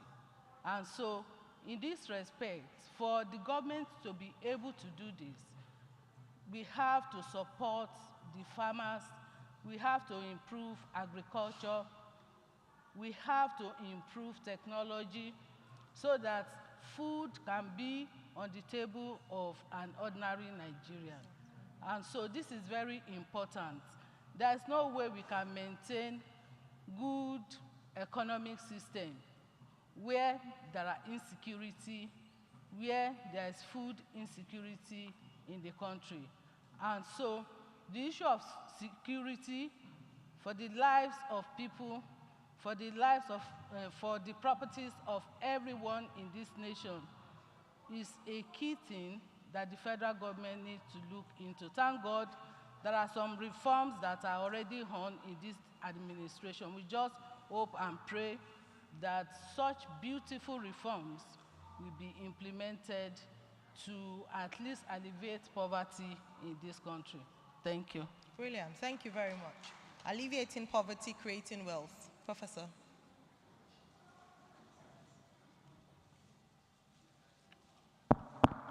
Yeah, with your kind permission, about leakages. Not just leakages, political will is important. If not for the political will of this present government, we will not have Taiwo Oyedele's committee. And the president makes certain statements that even guided the committee. Let the poor breathe. Do not tax this, do not tax that. My expectation is that we will walk the entire talk. Now, about what government can do to enable business. Government must recognize the pivotal role it has in creating opportunities. So there are certain things that government does not have any business in doing at all. So we need to recognize the value and the utility and the vibrancy of the private sector. If we are holding on to the old theory of command approach to governance, we will not have Dangote refinery. And I want to assure you that within the context of the tax system, this is perhaps the first reform in the fiscal space that intentionally and deliberately focuses on business enablement.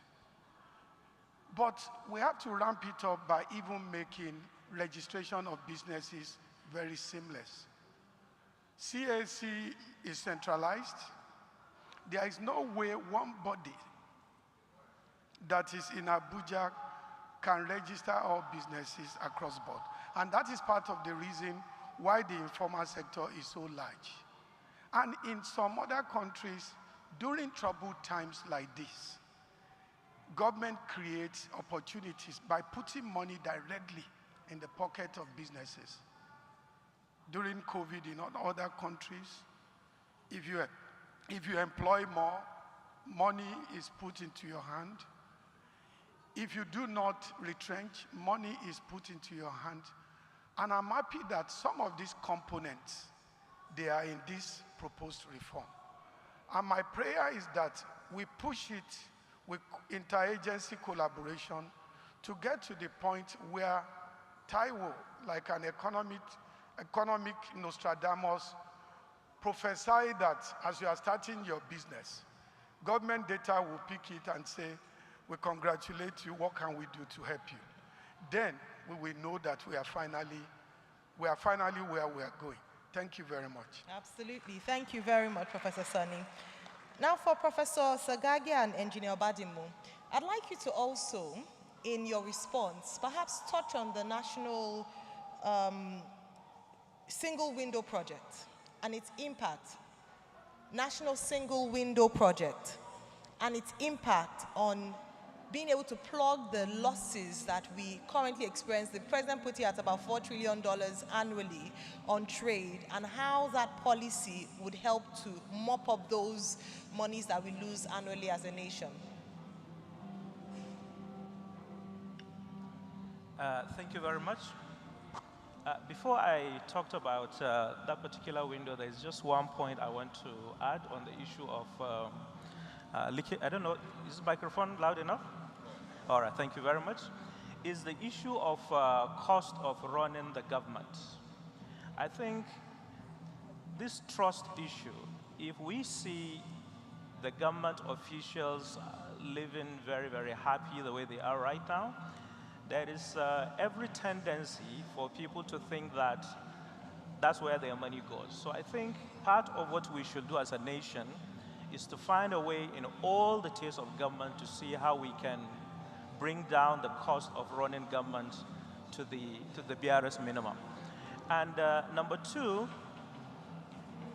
the small and medium enterprises in Nigeria, and especially those around the agricultural sector.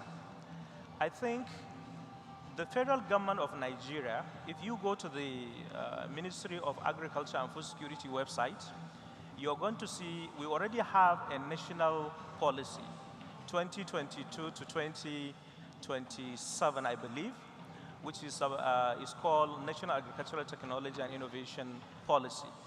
In that policy, which has already been approved by the federal government and is supposed to be implemented, most of the conversation we are having today about reviving agriculture and agricultural value chain, including exports, it has already been captured there. In fact, it has already been costed. Unfortunately, and I'm glad I'm sitting next to him, that policy is hardly being implemented. So I think the starting point is, let's look at that policy and let's find a way to implement it the way it is. So coming back to your question, I'm not, so please don't quote me, I'm not here to speak officially, for the CBN, but I would say that the Central Bank of Nigeria has tried to do two things over the last 1 year, and they are very, very important for import and export in Nigeria. And the first one is the reduction of arbitrage.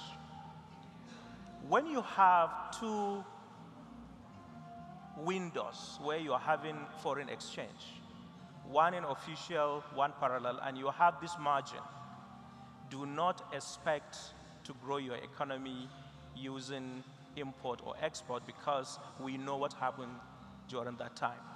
And I think to a very large extent, that window has already shrunk. Number two, this idea of willing buyer, willing seller of Forex is also significantly helping to stabilize the foreign exchange. And I think when you look at what we already have now, and I think the minister has already alluded to that, Now we have about 37 billion US dollars in our foreign reserve, and which is enough, I think, to pay for about 8 months of imports for our country, is signaling that the country is now ready to start doing business. I don't want to talk specifically on that particular window you're talking about, because I don't think I'm authorized to comment on that particular area. It's outside my domain. But I think these are the few things that I would say around there to give comfort that at least we have relative stability of Forex for Nigeria to begin to grow in terms of diversifying our export. Thank you so much. Thank you very much. And sincere apologies for the noise interference. I want to just ensure that we can still hear the panelists, the discussants. Can we hear them? Brilliant. Thank you very much for your patience. Engineer?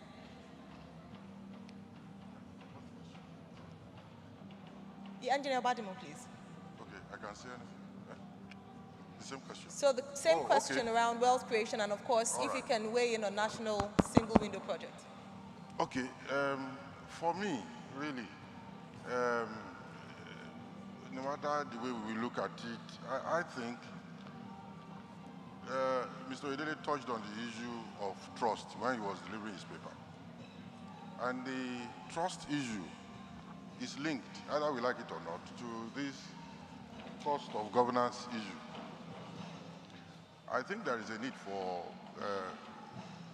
more discipline on the part of the political leadership as a whole. If we are to regain the trust of the populace and encourage them to be truthful or more honest in paying taxes, that's the critical issue that we cannot shy away from. The other thing that crossed my mind is that, wittingly or unwittingly, deliberately or indeliberately, we have created a terrorism economy, a banditry economy. The law enforcement agents are a bit helpless in dealing with that, and they are outside the tax net. If we are not able to catch them, should they not be tax responsible? If honest businesses are tax responsible, why should people that are doing illegal businesses be outside the tax net? Thank you. Thank you very much. All right, we're almost out of time, but I'd like to give an opportunity to two people in the audience. Okay, so I see one hand raised there, and okay. So I understand that we have the chief taxman in Lagos State in the house, and I'd like him to say a few words as well. The chairman of the Lagos Inland Revenue Service, Mr. Ayo Suberu, is here, so I'd like to give the microphone to him as well. I'm sure he has a few things to say about the presentation by our lead presenter this afternoon. But I have one hand there, and in the spirit of gender equity, which I'm sure Access Corporation is big on, I'd like to have a woman's hand up if possible.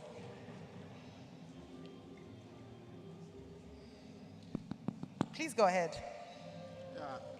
Thank you. My question is directed at Mr. Oyedele. I'm sure it's an area that is very familiar with. Issue of withholding tax refund. I want him to comment on it because it affected our business a lot.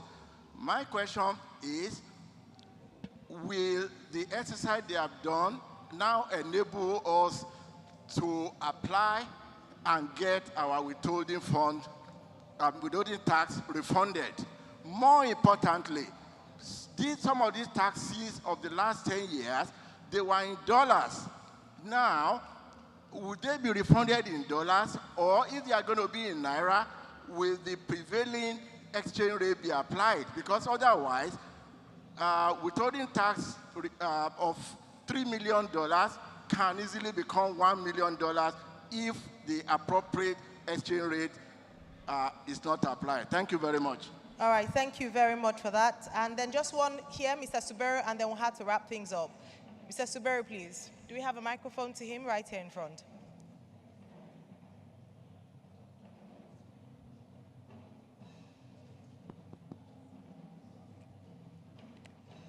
First, I'd like to congratulate the management of Access Bank for this very, very thought-provoking forum and for the consistency that is starting to come in.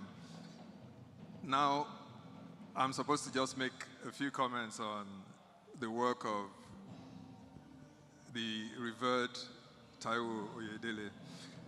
So we've heard, it's a pity his presentation did not come earlier so that there would be more benefit from people listening to the great work that the committee is doing. Talking from the perspective of a subnational, we respect greatly what the committee is trying to achieve, because at the end of the day, we're talking of ease of doing business, we're talking of creating an enabling environment, we're talking about putting the SMEs in a position of advantage as opposed to where they are right now. There's a lot of talk about trust. Trust comes from both sides. I'm talking being part of Lagos State government now. Nobody wants to pay tax. We know that. There are reasons why some people do not want to pay tax. But at the end of the day, how do we achieve development if we do not contribute to the kitty? There are also some parts of the recommendations of a committee that we as subnationals feel that we might lose out.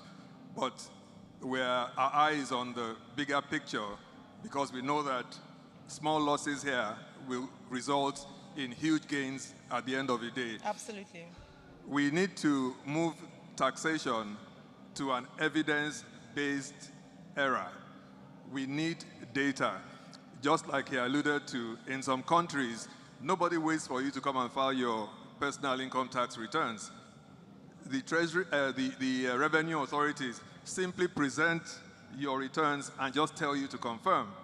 So gradually, we hope that we will get to that point, leveraging on technology and increasing and improving the management and efficiency that is presently involved in running the tax authority. So at the end of the day, we want everybody to pray for the success of this committee, because one thing is to do all the talk, and the other part of it is that taxation really is law, and we still need the stamp of National Assembly, you know, and we all know how political that can be. Different things mean different things to different people. But I want to congratulate Taiwo for the wonderful presentation that he has made here. Even at the last one last year too, it was the same reaction. Thank you very much, and thanks. Thank you very much, Mr. Suber. All right, final word for Mr. Oyedele in response to the question we had, and then we'll be wrapping up this panel session. Thank you. All right, thank you very much for those comments, and I'll say maybe just one question. The withholding tax issue that the gentleman raised, we identified these as a major problem very early in the work of my committee, and we got to work with it with a lot of analysis and data. And we had a few conclusions. One of it is withholding tax, for those who may not understand what that means, when you send an invoice for sales, particularly services, a percentage of your invoice is retained by the customer and paid on your behalf to the government, on the expectation that when it's time for you to pay your tax, you do the calculation, you take out the withholding tax that was deducted on you, and then you pay the balance. But we've ended up with very high withholding tax rates that instead of you paying a balance, it is government that is owing you a balance. Government in Nigeria is not very good with paying refunds. I spent over 2 decades in professional practice. I got refund only once. So we decided that the way to solve the problem is to solve it from the roots. So we use data to analyze some sectors. Their profit margin is so low, they can't accommodate more than 2%. And they were being asked to pay 10% on their invoice. So we reduced the rate to 2%. Some sectors like manufacturing, those who provide inputs, we just said no withholding tax. You know why for us it was even more important to do that?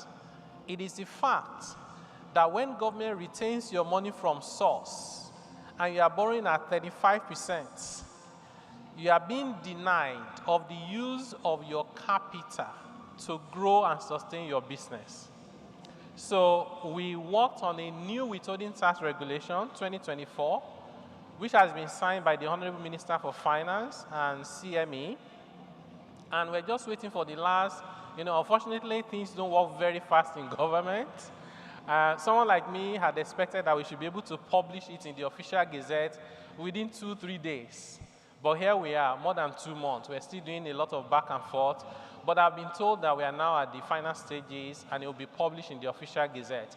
So the issue you raise is going to be solved, that you will not even have a need to ask for a refund.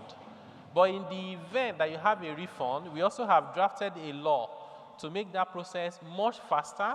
In fact, in some cases, we say government should not do any audit. They should just pay you the refund first and find out later. But God help you if you were lying, you face the consequences, because we also need to build trust, not only on the part of government, but also on the part of taxpayers. And thank you, my brother from Lagos State, the LRS chair. We appreciate your support. We think that we cannot succeed without the sub-nationals supporting us, including even the local government. Because at the end of the day, these reforms are for all of us.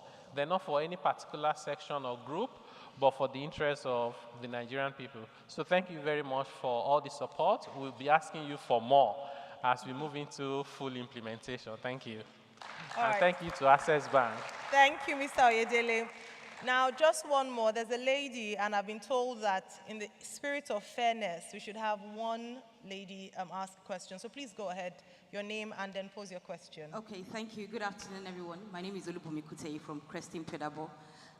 So I would like to say a very big thank you to Mr. Taiwo. Interestingly, he answered my question in the process of the last question. I was going to ask about the withholding tax regulation, and the issues that is currently causing, because the excitement was quite high when that regulation came out for businesses, rates are coming down. And then we saw that there was silence in terms of gazetting that regulation. So taxpayers are in between, should we implement, should we not implement? Tax advisors are in between, you can, you cannot, So I think it's just the bit about clarity in that regard. And I like the fact that he mentioned that it's going to be gazetted very soon. So that will be it for me. Thank you. Brilliant. Thank you very much. So your question has already been answered.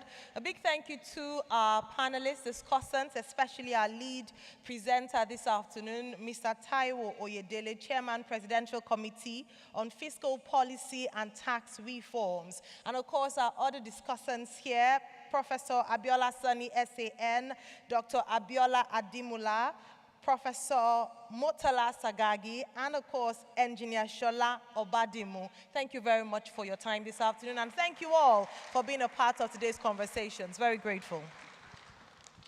Thank you very much. One more time, can we give them a round of applause as I now invite them to take a group picture as we close out on this panel. Distinguished ladies and gentlemen, we cannot thank you enough for your time today, for your participation, for your presence at this Access Corporate Forum. So we'll take a group picture very quickly. Thank you very much. All right, press and media, once you have it, please give me a thumbs up.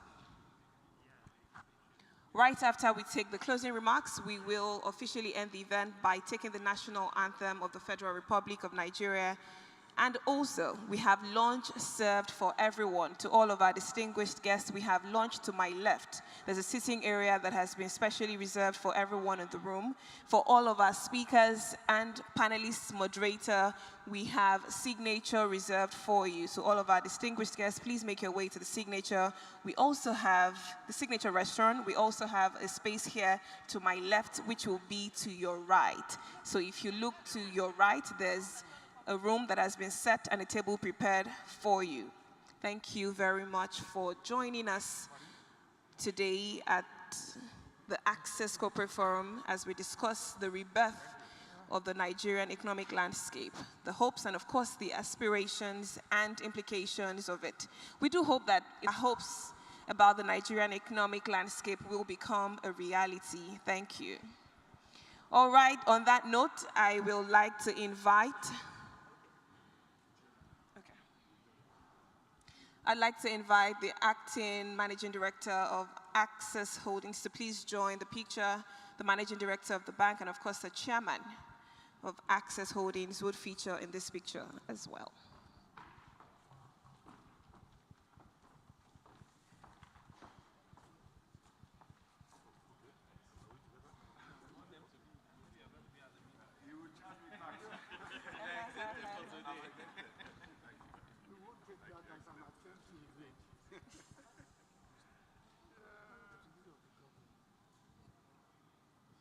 We do have governors of Lagos and Ogun State represented. Can we have the representative of the Ogun State governor also join on stage? We have Lagos State represented on stage. His Excellency, Mr. Dapo Abiodun, MFR, is represented. If we have his representative in the room, can we have you very quickly join this picture? No. Thank you. That will be all. Thank you very much, distinguished ladies and gentlemen. On that note, I'd like to make welcome on stage the Executive Director, Corporate and Investment Banking Division at Access Bank PLC, Mrs. Iyabo Soji Okusoya, to do the closing remarks. A round of applause for her as she makes her way up stage. Thank you. Right after that, please, ladies and gentlemen, don't go anywhere. We'll take the national anthem and then we'll proceed to lunch. Thank you. How are you?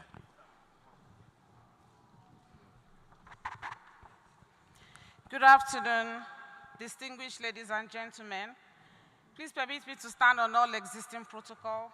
Let me start by appreciating the Minister of Finance and Coordinating Minister of the Economy of Nigeria, Mr. Wale Edun, Mr. Bismarck Rewane, Mr. Taiwo Oyedele, and all the distinguished panelists for their insightful contributions to today's event.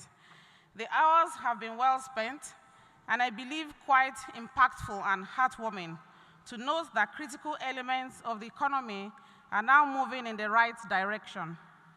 The stabilization of the currency and the search for additional flows of foreign exchange, as the Honorable Minister of Finance informed us, must have gladdened the hearts of many CEOs and treasurers in the hall. And the achievement of these will, of course, help in future planning activities and will help in building the improvements that we hope for in the lives of corporate businesses in Nigeria. Agro-industrial development zones, post-harvest storage systems, improvements in logistics, renewable energy, possible privatization of assets and concessioning of roads, rails, and ports, amongst others, present opportunities for growth that you need to explore. I believe we all learned and took a lot out of the lectures, speeches, and engagements. Without a doubt, the reduction of burden of tax on people is something that I look forward to. Many thanks to Mr. Taiwo Oyedele for educating us on not just the responsibilities we have as individuals and members of corporate Nigeria, but also on what the responsibilities of the all tiers of government are. I am certain we all look forward to the future post-implementation of all the tax reforms he highlighted. Lastly, but also very important, I want to thank all attendees, physically present, and those who joined us online. Thank you for taking time out of your busy schedules to connect with us today. We really appreciate you all. At Access Bank, we'll always explore innovative platforms and partnerships to provide our customers the opportunity to connect, collaborate, and engage in knowledge-sharing activities. Today's event has offered that opportunity, and more importantly, emphasizing on the importance of partnerships and shared success in a competitive business environment. The next important steps of the takeouts from this auspicious event is to apply the insights and innovative strategies in our businesses and corporate adventures. I want to charge you all to explore these new ideas and opportunities to take your businesses to the next level. Finally, I want to urge all attendees to stay connected with us for future opportunities, updates, and collaborations via our social media platforms, newsletters, products, and corporate engagements. Once again, thank you for your contributions and engagements. I wish you safe travels back to your destinations. I leave you with the words of Mr. Rewane: think big, act big and move fast. Have a good afternoon. Indeed, think big, act big, and move fast. On that note, ladies and gentlemen, we'd like to ask that we please rise as we officially close this occasion by taking the national anthem, which will be led once again by the talented Chi with the euphonious voice. A round of applause for Chi as she leads us in the national anthem. She's back.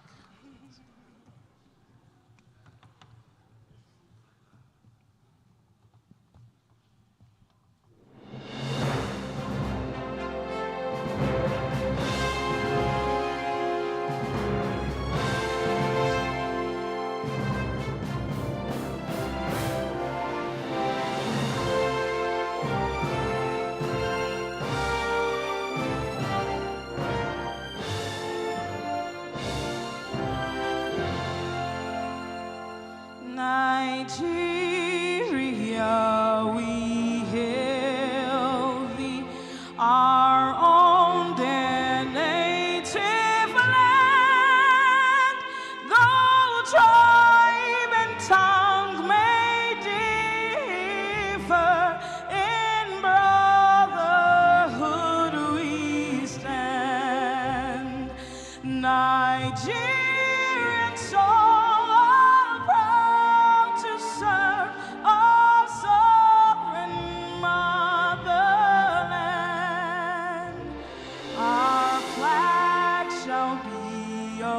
symbol that truth and justice reigns in peace of battle over, and this we count as gain. To hang unto our children a banner without stain.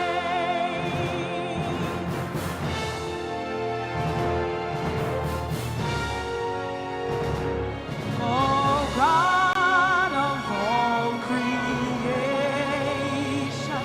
grant this our one request. Help us to build a nation where no man is oppressed, and so with peace and plenty,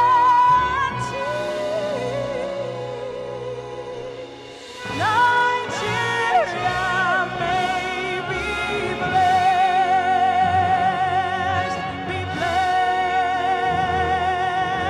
be blessed, be blessed, be blessed.